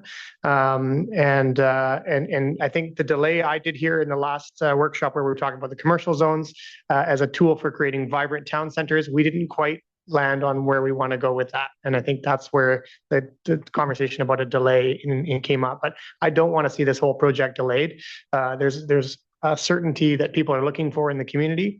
And as I said, I've heard a lot of support for some of the changes here in the single family. So I support what Councillor Muria said. If we can advance that portion first, I would like to see that. Thank you. I've got Councillor Mall. I'm just waiting for this to come out. So we're going to focus on the single family zones within the next 3 months. So it's 2026, correct? If council supports option 2, then that would be the case. As amended by the request from Councillor Muir, yes, that would be the case if majority of council were to vote for that. And I just want to clarify, single family, focus on single family zones would also bring in changes to encourage coach houses. That's correct. Our single family zones are permit currently house, suite, and coach house. And so the introduced option, which was, I believe, in the beginning of 2025 and discussed with the public to increase the size of coach houses would be part of that proposal if that is council's direction. Right. So it's the additional 500 square feet, easing regulations for secondary suites and potentially reducing the setback allowance to 20 feet from 25. Correct. That's correct, Your Worship. Yeah, this kind of, okay. Thank you for now. Oh, I do have a question about process. In the past, we had discussions that when we have workshops, that we would confirm decisions at the end. Or am I mistaken? I'm sorry, I'm looking at our CAO that when we have workshops. Mr. Fox? Reason I bring this up, I had a little concern with the report that said, based on council discussion and express interests. I'm not sure what that means. Through the chair, I think what you're asking is, since I've been here, I have been asking a little more for direction out of workshops. I understand that the historic practice in workshops is the council discusses the topics, gets general consensus on how to move forward. However, coming out of some of those the workshops, there has been not really clear direction. So there has been a couple where we have moved motions out of the workshop to bring to council, and then council confirms that direction. The clearer council can be in a workshop is the clearer for staff to move forward with that direction. So that is why I've talked about that process. I believe that when we discuss the council procedures bylaw next time, we may be looking at that and discussing that more with council. But current direction, how council does run workshops, is to discuss a matter and get general consensus. And sometimes somebody does make a motion in the workshop, but not on an ongoing basis. So most of the workshops that we've been present in, staff listen to the questions, gauge what council's questions are and support, and try and summarize sometimes or bring back what they feel they heard at the workshop. Yeah, I think that would be a good practice, because I do like the format of workshops where we have more free-flowing discussions back and forth, but sometimes I leave the room and I'm thinking this and someone else is thinking that, so it'd be good to summarize. So thank you. Yeah, if I may just say that the approach we've had is that because so much new information tends to come out in workshops, it's a lot of pressure to all of a sudden formulate a motion at the end of the meeting and get your support without giving you an opportunity to consider it. And so I think the middle ground is that we frame it to reduce the options so that, when we go to a regular meeting of council where we should be making the big decisions, we're not having the whole discussion all over again. We're taking a refined option that's already been discussed at a workshop. But ultimately, because so much new information comes out in the workshop process, it's a challenge for council members to draw in all that new information and make a decision on that night. So I prefer to give a little bit of a break between the new information and the decision point wherever reasonably practicable. That's fine. My only point really is that, when we have these kind of bigger discussions, that we actually summarize at the end. So we're all on the same page. That's fair. I'm Dr. FY. Next speaker is Councillor Hanson. Yeah, thank you very much. I, along with Councillor Mayor, Councillor Back, would like to see option 2. I do appreciate all the work that's being done. I thank you for the work you've been doing and the work that is yet to be done. I do believe that we have what we need to advance expeditiously with respect to the single family zones. And I think that would respond to a community need. Get that behind us. Dealing with issues like basements, height, coach houses, secondary suites. I think we can get that buttoned up. And I do regret the delay with respect to the broader zoning bylaw rewrite, but I would support option number 2. Thank you. I just want a clarifying question first. We did it in the workshop. What's the largest house that can be produced under this plan with the bonus square footage? Sorry. Your Worship, there was a previous conversation when the first workshop came forward about there was an assumption that 9,000 square feet could be achieved. I believe we recalibrated and sent updated information showing 8,000 square feet. That's total area, so all the previously uncounted space. So it's sizable, and some of the folks you've been hearing from want larger than that, of course. But that's the recommendation: is a cap. So an overall cap, not just a cap in terms of the comparable. So most lots wouldn't be able to achieve that. The average lot is quite a bit less than that. 7,500 square feet. Yeah. And so it would achieve about kind of 5,000 to 6,000 square feet. That's correct. People get dollar signs in their eyes at $500 a square foot. That's a $4 million build. Yeah. So I know a lot of people have this idea in mind that we're going to build a house and it's going to be have multiple dwellings and it's going to be attractive on the marketplace. The reality is at $500 a square foot, which is modest.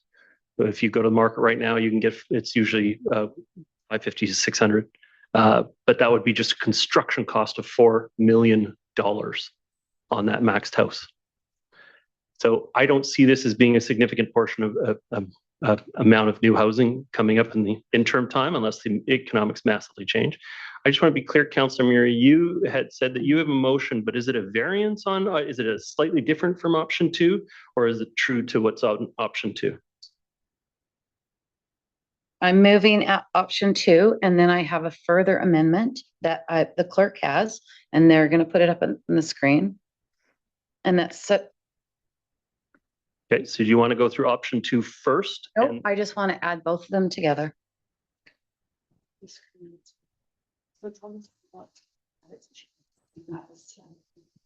Sure.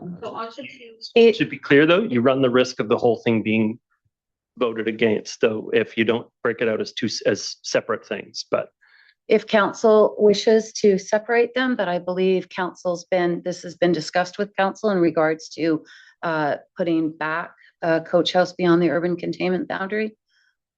Okay. Which is right. Then that's fine. It's put on the floor as your motion. It's in order. Is there a seconder for that motion as printed on the screen? And so to be clear, it includes the changes to the urban containment boundary, allowing additional housing in the urban containment boundary in the form of coach house and secondary suite. Is that, that such amendments maintain a maximum density of 2 dwelling units per parcel, restricted to 1 principal dwelling, either 1 secondary suite or 1 coach house. So to be clear, the UCB would have a different standard. It would be 1 additional space, either a secondary suite or a coach house. Okay, that motion has been moved by Councillor Murray. Is there a seconder for that motion? Seconded by Councillor Beck. Councillor Murray, your discussion on the matter. Thank you, Councillor Beck. I appreciate that support. So I think we've covered option 2 in regards to the zoning bylaw. Could the clerk stop my time and tell me when these meetings will be scheduled to discuss the additional issues prior to the summer? Do we have any dates? Thank you, through your worship. I would look to Mr. Milburn for timing. However, we do only have, I believe, 4 regular meetings before the summer break occurs. So it would depend on. We would need some workshops. So maybe if the CAO could prioritize some workshops so we can discuss the issues that we need to discuss prior to this item coming back to council for consideration and then to a hearing before the summer break. We'll be able to consider the timing and get back to council in relatively short order. Okay, thank you very much. At the moment. I think this community and the provincial government's legislation has certainly thrown a bunch of curveballs at municipalities in this province. And we've also been hit because we have been wanting to actively review this document that is 60 years old. I will point out that the neighborhood zones within this document won awards. We went out and communicated with our residents in their communities and in their neighborhoods about what they wanted. It was a consultation process that was very unique in its time, and we should be proud of it because it created a direction in the municipality.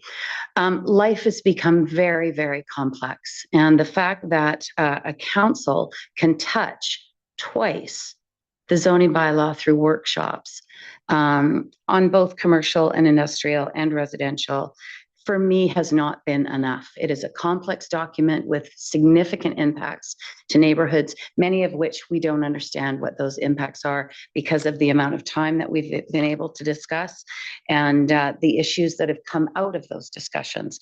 I think we asked for worst case scenarios, very significantly impacted scenarios to be brought back to council workshops, and that did not occur.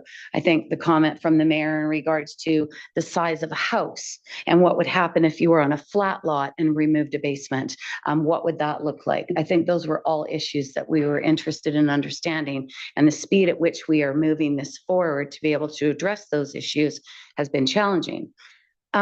Parallel to that, we have many people in this community right now that have been waiting patiently. We have one resident that's been waiting 5 years.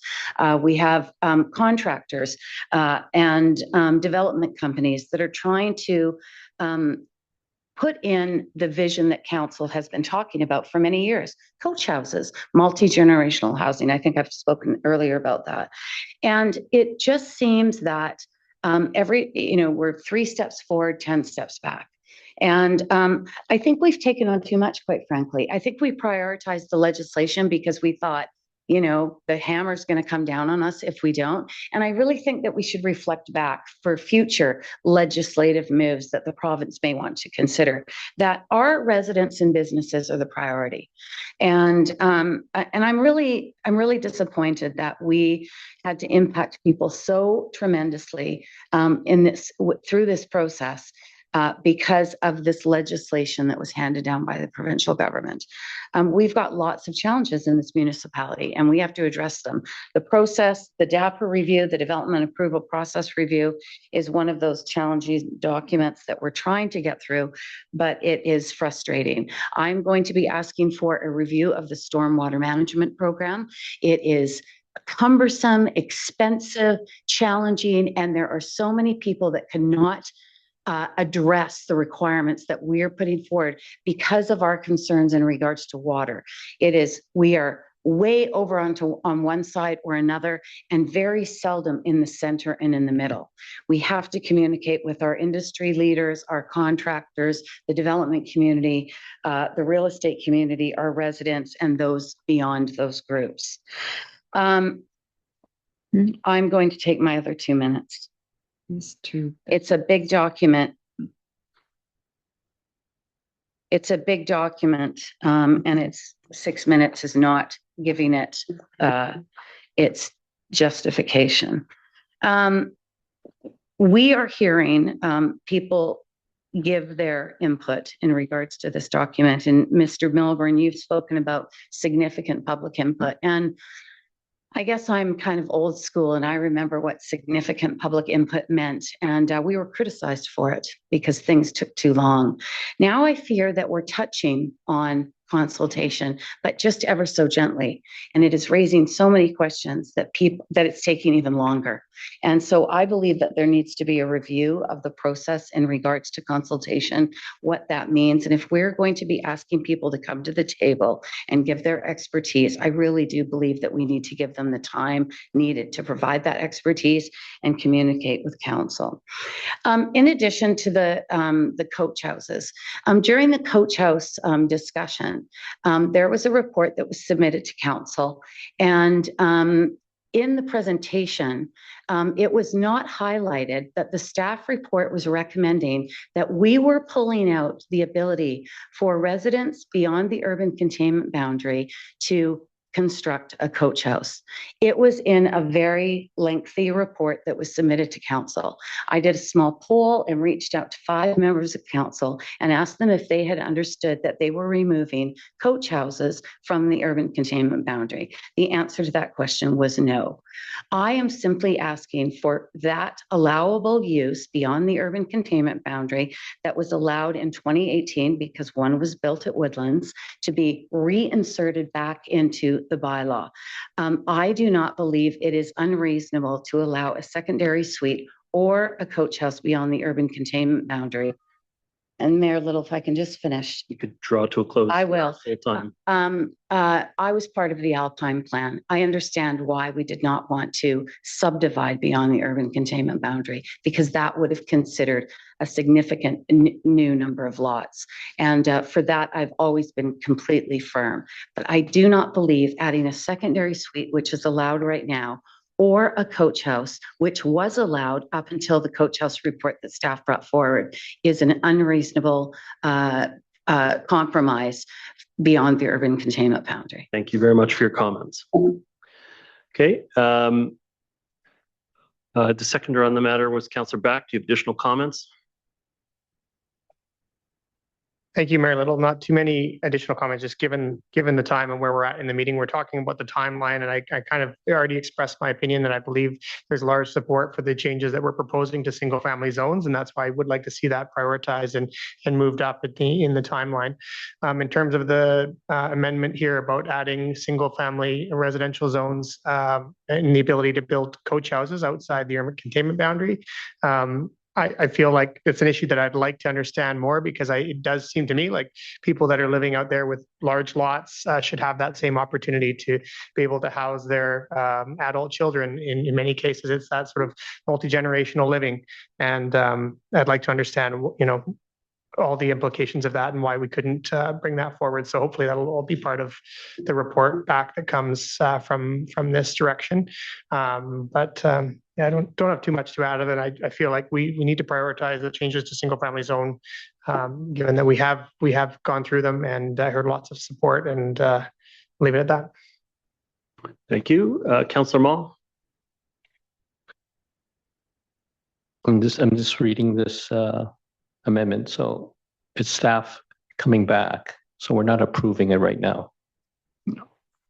Because I have some concerns that were discussed with staff before. And, as Councillor Back says, we need the full information before we make a decision.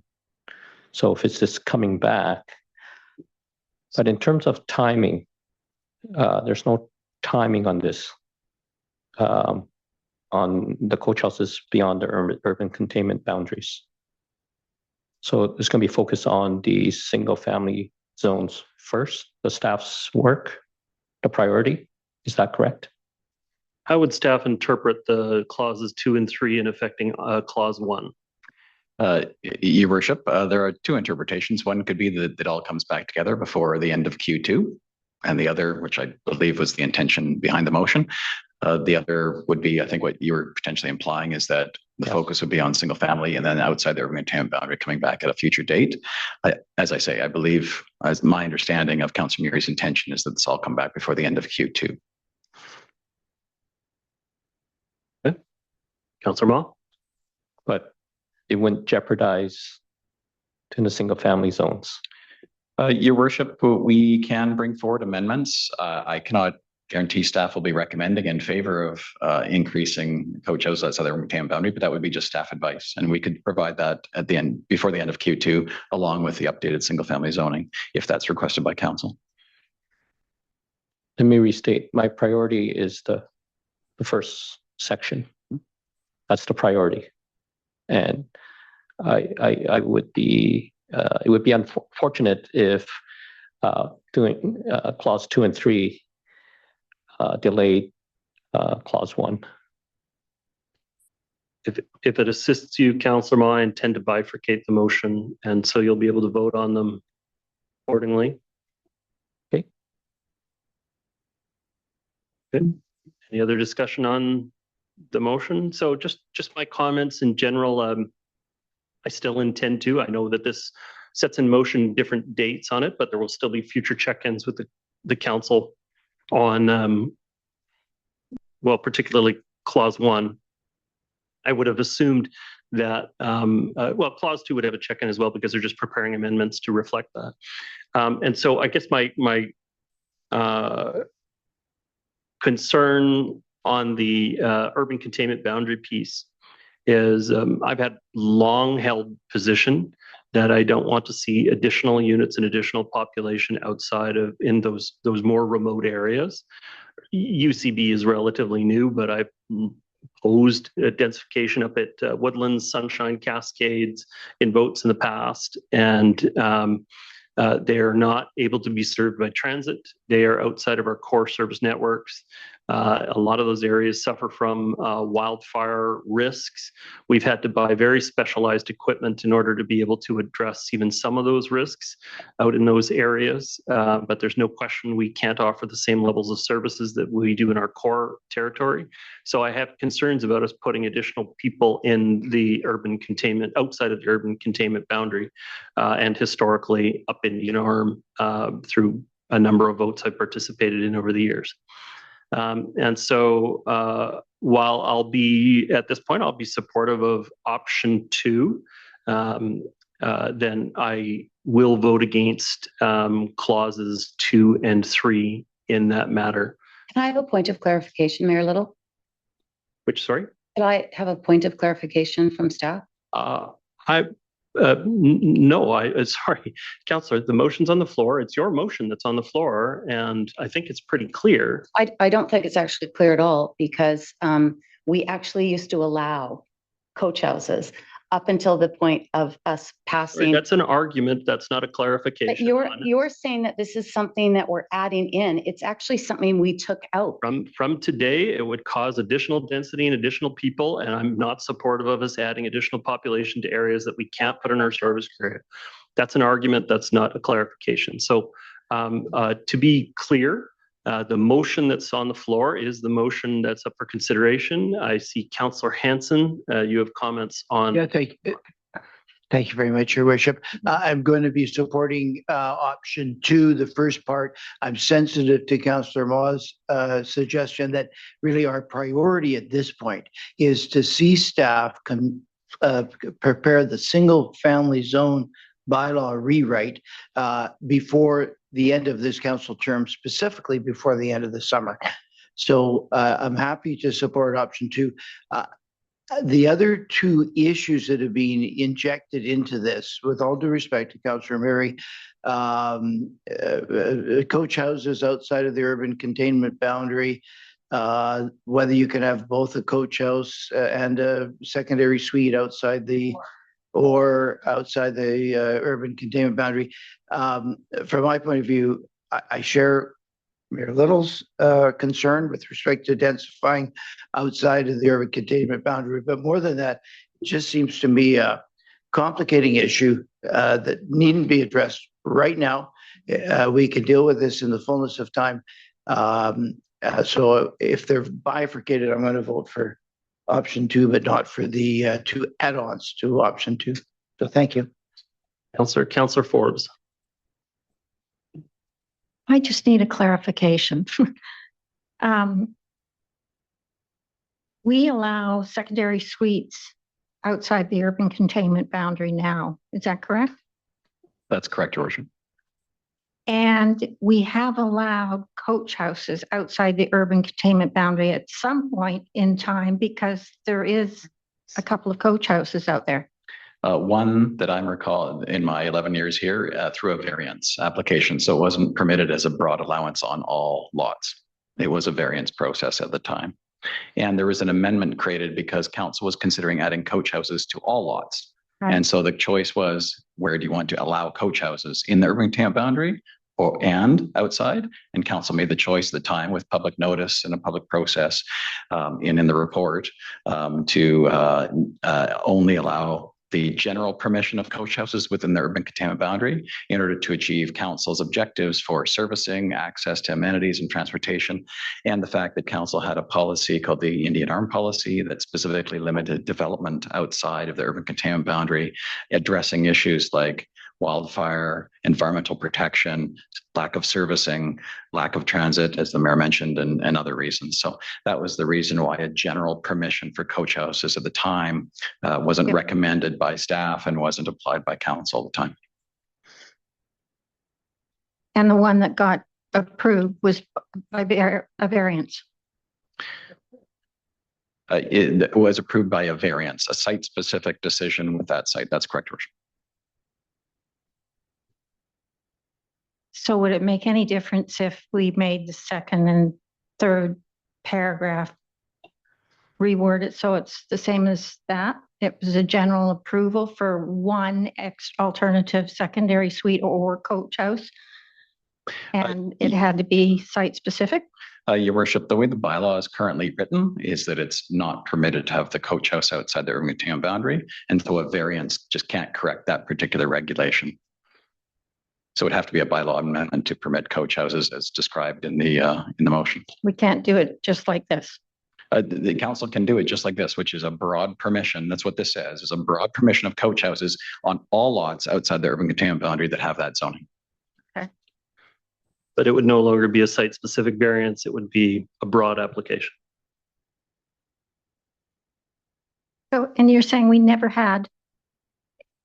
Okay, no, I got what you're saying. Okay, thank you. Okay.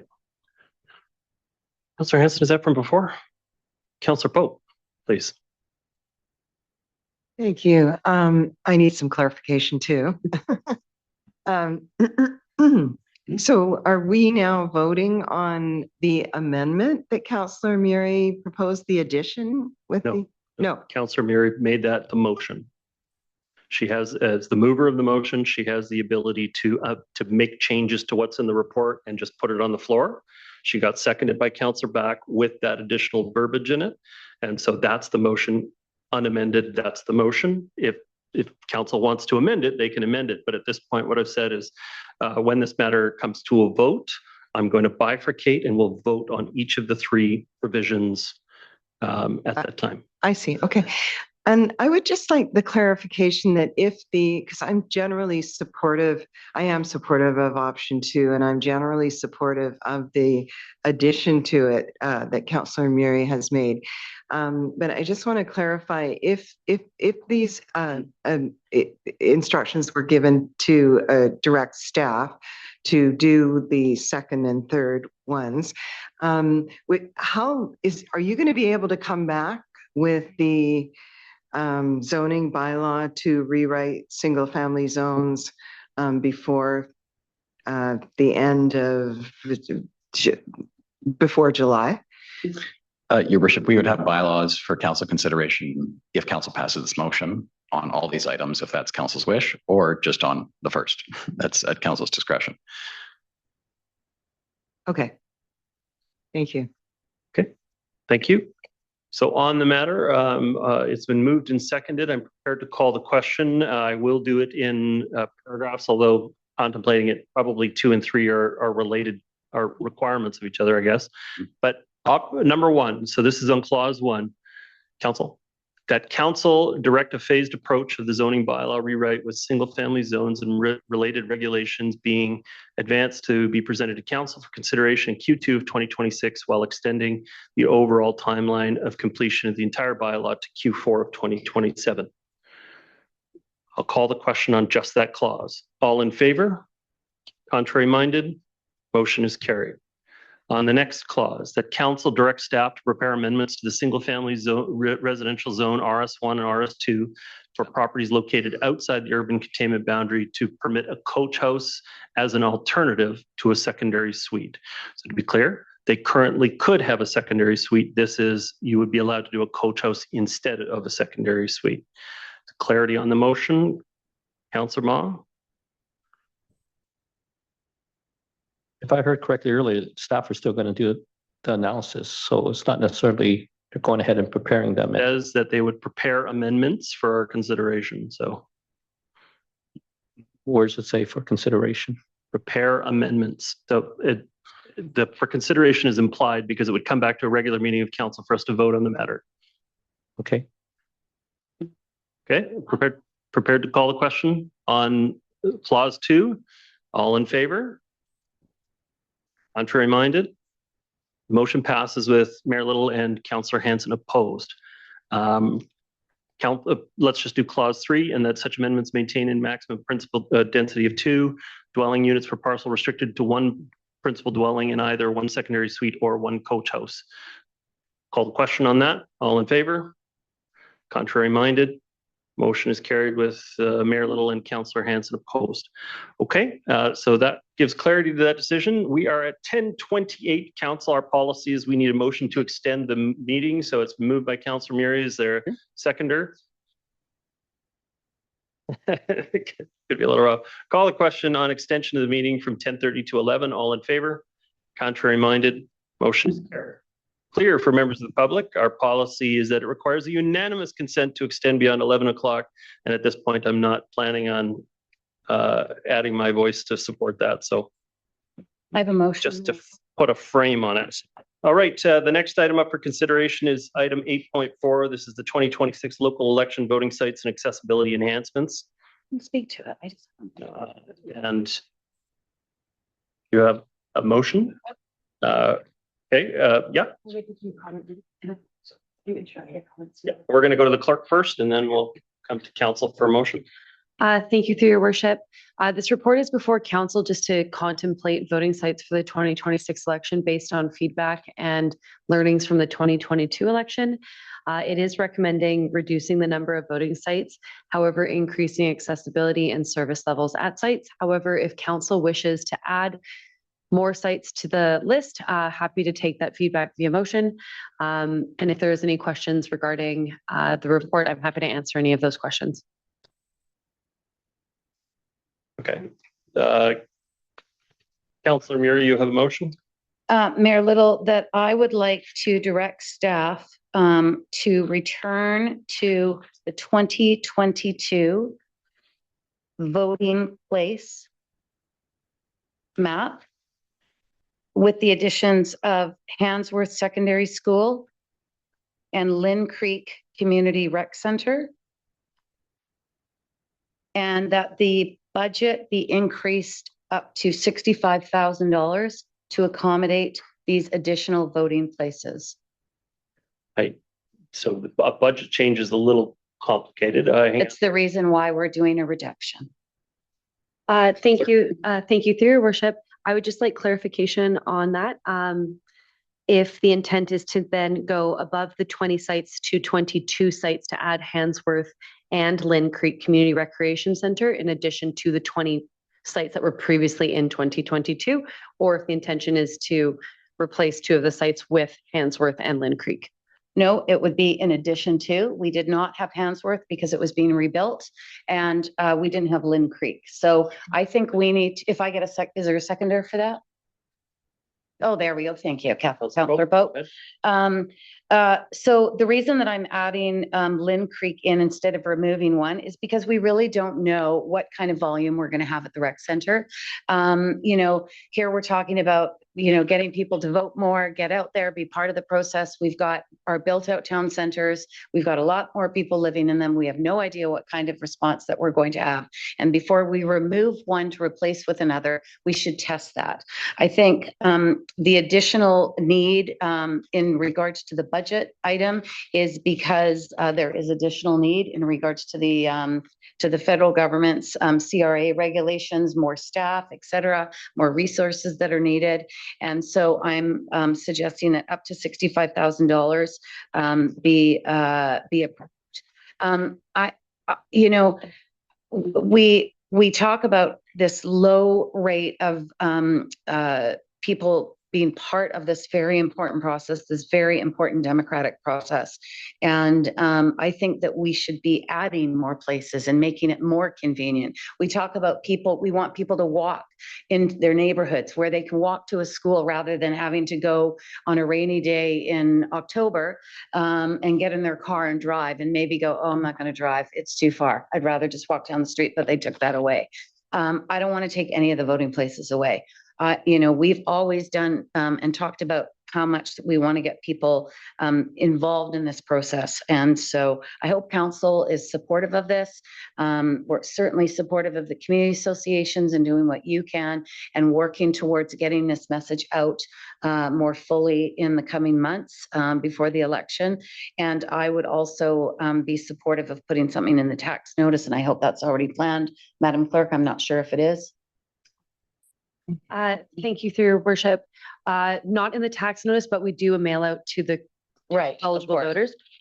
If I may answer or just provide a comment on your comments, 65,000 additional will not be sufficient for adding to the election budget.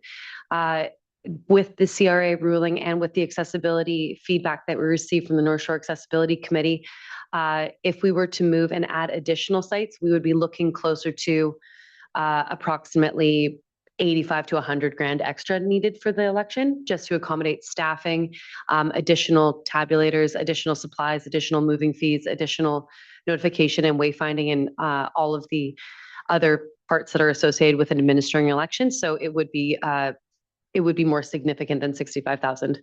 So I think to maintain the accessibility for people to be able to vote within their neighborhoods and encourage and put our money where our mouths are, I think that amount is still relatively low to get people out and maintain the voting places that we've always had. I think it's going to cause confusion when people can't go to the polling station that they've always gone to in our neighborhoods. If it's upwards of that, I'm completely supportive of it. Thank you. I get a comment from Mr. Fox on that. So we're talking about it having already having a $60,000 shortfall. We're talking about the potential to add back in, so go up to 22 total voting sites, being not only the 60 shortfall, but it would go up another 80,000 or 80 in total. So another 20 to 45. Yes, through your worship, to clarify, it would be another 20 to 45 on top of the 60 for a total of approximately 85 to 95,000. Is that something we can manage within the operating reserves, or is this something that's going to require a budget update? Through the chair, I'm sure that we can look at the budget and come back to council with some options for looking at addition to the budget. If wanted, it would mean drawing down a reserve or using some funding. I'm not off the top of my head. I can't say where I would have to talk with the CFO about that, but we could bring options back, and we'd also have to verify costs, where I wouldn't want to just go off of the clerk's memory tonight, and I'd want to verify that the number is correct. So then we could make the proper budget amendment at the first budget amendment coming up. So I just want to be clear. I have to clarify. Do we have a seconder on the motion? Did we already get that on? Okay, Councillor Pope. Okay, so, yeah, Um, so when would that financial update take place? Yeah, so all it would be is the financial plan is amended usually at least twice a year. And what happens is any changes that council makes to the budget or staff needs or requires for other pressures where we have to shift out of reserves or other areas, we bring a budget amendment. Usually, I believe it's June here and then fall. And there is a budget amendment report coming forward for the June. So that's where the options to make this resolution would be coming forward. Okay. Seconder on the matter, further discussion? I don't have too much to add from what Councillor Murray has said. I do, however, feel that I just want to say that to me, it's this is all about democracy. And in the interest of democracy, we should be doing everything we can to encourage people to show up to vote. And I can say from personal experience, when my daughter was much younger and I was single parenting, if I hadn't been able to vote at the school across the street, I probably wouldn't have made it. So I think whatever we can do to encourage people to get out to vote is absolutely one of our priorities, or should be, and should be funded as such. That's really all I have to say. Thank you. Councillor Ma. I want to thank Councillor Murray for moving this motion, or sorry, amendment, because I felt the same. And as Councillor Pope said, it's about democracy. We're facing many challenges with democracy, not just around the world, but at the federal level, the provincial level, and the regional level with Metro Vancouver. To me, the problem is that power is centralized in the hands of a few people. With all due respect to cabinet ministers, it's the prime minister who is doing a good job, the premier, and their key advisors who are the real decision makers. The only level of government where you have actual debate on issues and a free vote is at the municipal level, as long as there's no political parties in the municipalities. And voters get to choose their members of council every 4 years. And if we went ahead and decreased the number of voting stations, we are potentially making it more difficult for them to get out and vote. And that's very counterproductive. I know there's going to be a cost involved, but in my opinion, there's a price for democracy, and it's just not measured in dollars. Thank you. Thank you. Councillor, sorry, I thought Councillor Forbes was on your withdrawn. Okay, Councillor Back, you've. Thank you, Mark Little. And my comments will echo my colleagues to some degree, but I'll keep them brief there. I just think we do know that the 2022 election turnout was relatively low, as was highlighted in the delegation's presentation tonight. And I think we should be looking at every opportunity to reduce barriers, and making voting more accessible across the community is something that we should be looking to do to help increase awareness and voter turnout, not reducing the number of sites. And I want to continue to encourage our staff to think broadly about outreach and awareness generally around the election. The comment about community notice boards was brought up. I wonder if we'd consider using some of our LED signs that we could position along some of the arterials, making sure that everybody that goes into a district-owned facility, whether it be a library or a rec center, knows that there's an election happening in that period. I believe that we need to be using every place that we can. Pop-up engagement opportunities, I think that idea was brought up as well. We use pop-up engagement for so many of our other engagement initiatives, so why not have some just DNV ambassadors out in the town centers in the week leading up to the election, just letting them know it's happening and giving them some information or a QR code or something so they can go access more information. I think Councillor Moss said a good job of just stating how important local elections are more than ever. It's that free vote, and this is an investment that we need to make. So I'm happy to support that. Thank you. Thank you, Councillor. Just my own comments on the matter. I'm generally supportive of this. I'd like people to be able to walk to their polling station wherever possible. But having said that, I certainly want to make sure that people who have to drive or ride their bike or others have provisions and reasonable accommodations. And to that end, I would encourage the clerk to, the chief election officer in this case, to be sure that if you need to take space on public streets in those areas to provide election-oriented parking at 30-minute, parking times, put forward the proposal that you need, and we'll make sure that we can support it properly. Not all of these facilities have significant parking around them. I note Lynn Creek Community Center as an example. On a Saturday morning, there isn't a free parking space in that entire neighborhood. And so we'll need to go out and stake parking spaces in that area in order to be able to provide people from a little further away to be able to come in and vote and feel welcome.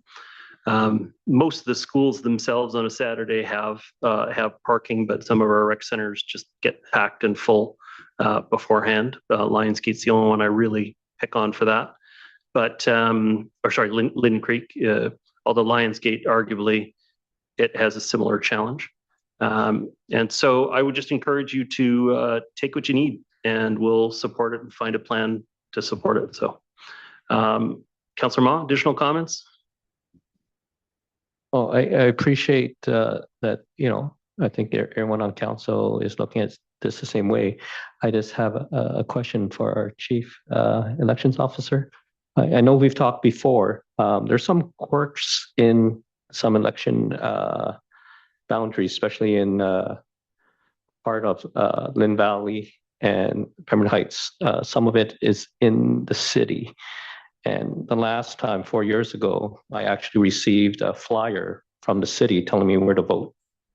So I was really concerned if we're going to move the, election or the voting site plus this, then, some people are going to be disenfranchised. So I know you're working with the other municipalities. So with issues like this, are they up for discussions as well during your meetings? Thank you, through your worship. Yes, we're discussing that, especially with the city where we do share boundaries, and West Vancouver as well, closer to the Lionsgate Bridge. It's something that we're looking to address with our North Shore Votes campaign as well, just showing more the boundary lines and also having better education and training of election officials. We didn't have it as a substantial issue in the 2022 election with city voters voting in our election. I believe it was only three accidental ballots cast. However, it is an education piece, both for residents and for election officials. Part of that is included in our mailout, and we are looking with the city to look to collaborate on what the mailout looks like and be more clear on those boundaries, including some addresses just to clearly identify where you should be voting, and also equipping city voting sites and district voting sites with information related to where are the city voting sites and vice versa, so that we can share that information should a city resident show up at the district site or a district resident show up at a city site, so that we can better accommodate those individuals. That's great. Thank you. Councillor Back. Thank you, Mayor Lowell. Just one more thing to add in terms of reaching people in multifamily buildings, apartment buildings, strata, notice boards, anywhere like that where we can have simple posters distributed. Elevator advertising is another place. So those might be some things that we think about as well. Thank you, Your Worship. I appreciate the comments. We are looking to expand our advertising of the election and try new things with this time around. I think we started that with last election in 2022, and this is an opportunity to continue on. And of course, we all want to increase voter turnout and make sure that everyone that is eligible to vote in the election has the opportunity to do so. I would take this as an opportunity just to remind any resident listening and any eligible voter listening that you are able to vote at any voting site in the district. We do not have specific identified voting sites per what neighborhood you vote or which neighborhood you reside in or may own property in. So that's another opportunity. You can vote at any voting site across the district. Okay, prepared to call the question. And so to be clear, the motion that's on the screen is not the motion that we've reflected. The motion that we've reflected is that all of the previous identified locations, which is the bottom of page 78 of the package, plus the two new locations, Handsworth and, well, Lynn Creek was on there, wasn't it? Or Lionsgate was on there. Okay, Lynn Creek. Yeah. Yes. Right. Thank you, through your worship. I can clarify. So this is not the correct list. The correct list would be the voting sites from the 2022 election with the addition of Handsworth and Lynn Creek Community Recreation Center and a budget increase to reflect the addition of the sites is what Councillor Murray had moved and had been seconded by Councillor Pope. So Ma, clarifying question? Yes, the mobile unit at the hospital, does that need to be included as well? Thank you, through your worship. No, I am granted the authority under the Local Government Act to designate a special voting opportunity. I don't need council approval to do so. Thank you. I'm prepared to call the question. All in favor? Contrary minded? Motion is carried. Okay, council, 13 minutes left. What's your interest in, should I table the remaining items or do you want to? Move the amendments to the committee. Yeah, that's not a complicated one. Okay. With an addition? Well, that makes it complicated. Okay. Council, are there any comments from staff about this? I know this is from AOC, but yes. Yes, thank you, through your worship. This is from direction of the AOC, directing the task force to be made into a select committee of council, which includes amendments just to replace the phrase task force with committee and update the term and appointment of council members and committee members in the terms of reference. It's administrative in nature. Well, we'll see. Councillor Murray, what's your change in the most? And to add under membership and meetings, just that we include a member of the Parks Department because they have a special event coordinator. And I would just like clarification from the clerk that film would be added in there as well. It's quite specific, so I'm just wanting to make sure that there's some flexibility because film has been working with us in regards to this process. So I want to be clear, you're wanting to add 2 additional committee members on top of what we already have in there? Well, under one appointee representing district staff from communications, economic development, and corporate services, maybe we just add one more and we're flexible and we're not identifying exactly who we're going to put in there. Maybe that's the flexibility. So one additional appointee, and that appointee would be film or parks? Film or parks, yeah. We can be flexible. Mr. Fox? I mean, economic development, corporate services are in the same department. Mr. Fox. I just want to clarify through the chair. So what we're looking for is a regular attendance from those departments as well as the other ones, not as needed or on a as needed basis, but a regular. Fine. Because if it is as needed, if topics come up, we can bring other administration if needed. The terms of reference, I think, is for the standing sort of membership that will be at the meetings. Yeah, it's just that we have added a new employee to parks in order to look at special events. And so that's why I'm identifying them. And we currently do have a representative from film on the committee that comes regularly to discuss issues in regards to placemaking and events. So I'd like to maintain that continuity. Okay, that understood. So, okay, so to be clear, the motion is to add those 2 people. Yep. Okay. All right. Discussion, council, is there a seconder for that? Seconded by Councillor Back. Just further discussion on the matter, Councillor Murray?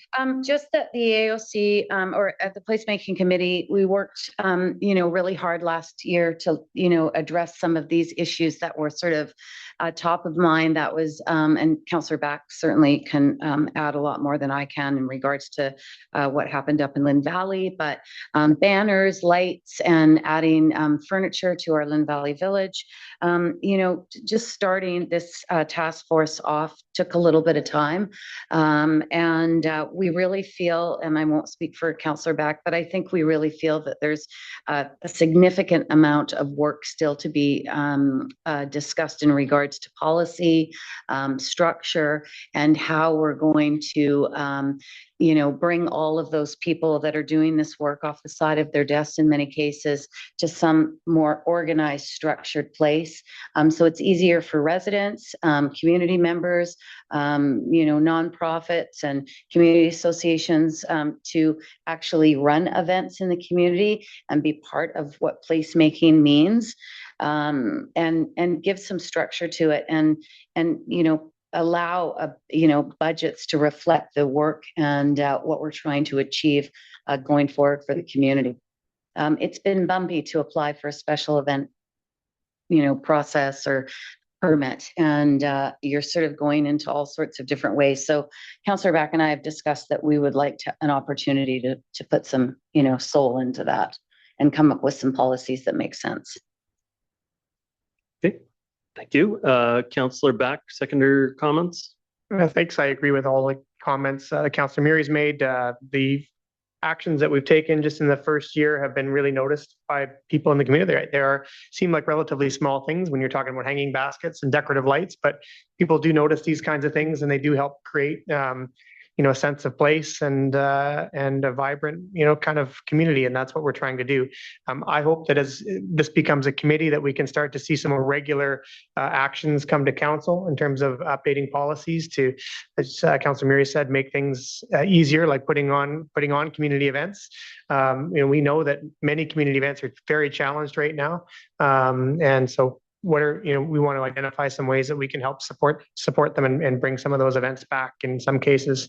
So yeah, I think it's just making this a committee makes it an ongoing priority that we have this place to help facilitate these kinds of ideas and initiatives. Okay, thank you. Councillor Forbes.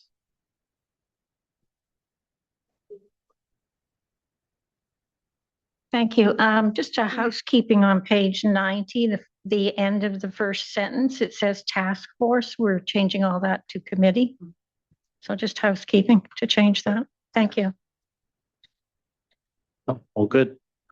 Okay. Councillor Ma? Councillor Back alluded to it. I support what we're trying to achieve here. I'm just trying to understand the extra, what do you get in addition by being a committee as opposed to a task force? Task force was given when we created the task force. We were given a timeline to implement rapidly and quickly some changes to get something done. I think was the discussion. Effectively changes it from ad hoc to standing, so it becomes a persistent standing committee of council. And when we've done our work, we'll recommend to council that it be dissolved. Thank you very much. My question is, and I'll be very tight on time on this, but my question is, how does this committee make decisions? Are created at the task force, because that's what we've been dealing with, and then we make recommendations to council, much like other committees. The politicians at the table make the recommendations to council? No, it's a body does. It's the whole body. So it's the body of staff and the politicians at the table, and then we send recommendations forward to council for consideration, which is what we've done up until this point with the task force. This would, by nature, increase the quorum by one person. Have you had challenges getting quorum on any of the previous meetings? No. Okay. No challenges. Okay. And so effectively, I guess it would be the CAO or their representative that would sort of divine how to implement those decisions into a recommendation to council. Well, we've sent recommendations to council already in regards to budget items to purchase chair for Lynn Valley Village. We'd like to make some recommendations in regards to simplifying the process to put banners up. Currently, in my opinion, you need a PhD to understand the document. We were even being asked to make sure that the banners were able to withstand wind and the impact up against the poles. I mean, a lot of this stuff is really overkill, and we want to simplify and make it easy so it's actually enjoyable putting on an event or putting up a beautiful banner in Lynn Valley or Deep Cove, rather than, what we've had to ensue up to this point. Okay. Thank you very much. I don't see any further speakers. I'm prepared to call the question on the matter. All in favor? Contrary minded? Motion is carried. Well, with 3 minutes, I don't think we have enough time to adequately address it. And so I'm going to table this item to the beginning of the next meeting on May 25th. And so we can start up with this item at the beginning of the May 25th meeting then at that time. So normally we would take an opportunity to cover reports, but I do need to have a quick comment from Mr. Fox. And by quick, I mean quick, about the quarterly release of information reports to council. Thank you. And through the chair, again, this is just to add a layer of transparency to the public. When they're sometimes seeking information that has been discussed or an item going on where we have provided an information report to council. So quarterly, we will release the information reports that we give out to council for public consumption. And if they have questions, they're more than able to reach out to myself or to a councillor about those reports. Okay. Thank you. So it's intended to meet proactive disclosure of reports that have been shared with the council. Okay, so those items are there. If council members wish to have further discussion about those items, then they need to talk to the clerk or the CAO about how to incorporate that in future discussions, but they are reports that council largely has had for a long period of time and are largely reflected in previous decisions of the council. Okay, we normally have time for reports, but we're up against the wall here, so I'm going to have to waive that at this point. And so I will say that we've completed the business of this evening's meeting with the tabling to the next meeting. So I'll accept adjournment. Thank you, Councillor Forbes. Accepted. I want to thank everybody for their time this evening. Thank you, staff, for preparation of reports for our consideration. Thank you, members of the public, for sticking with us. And everybody have yourself a great evening. Good night.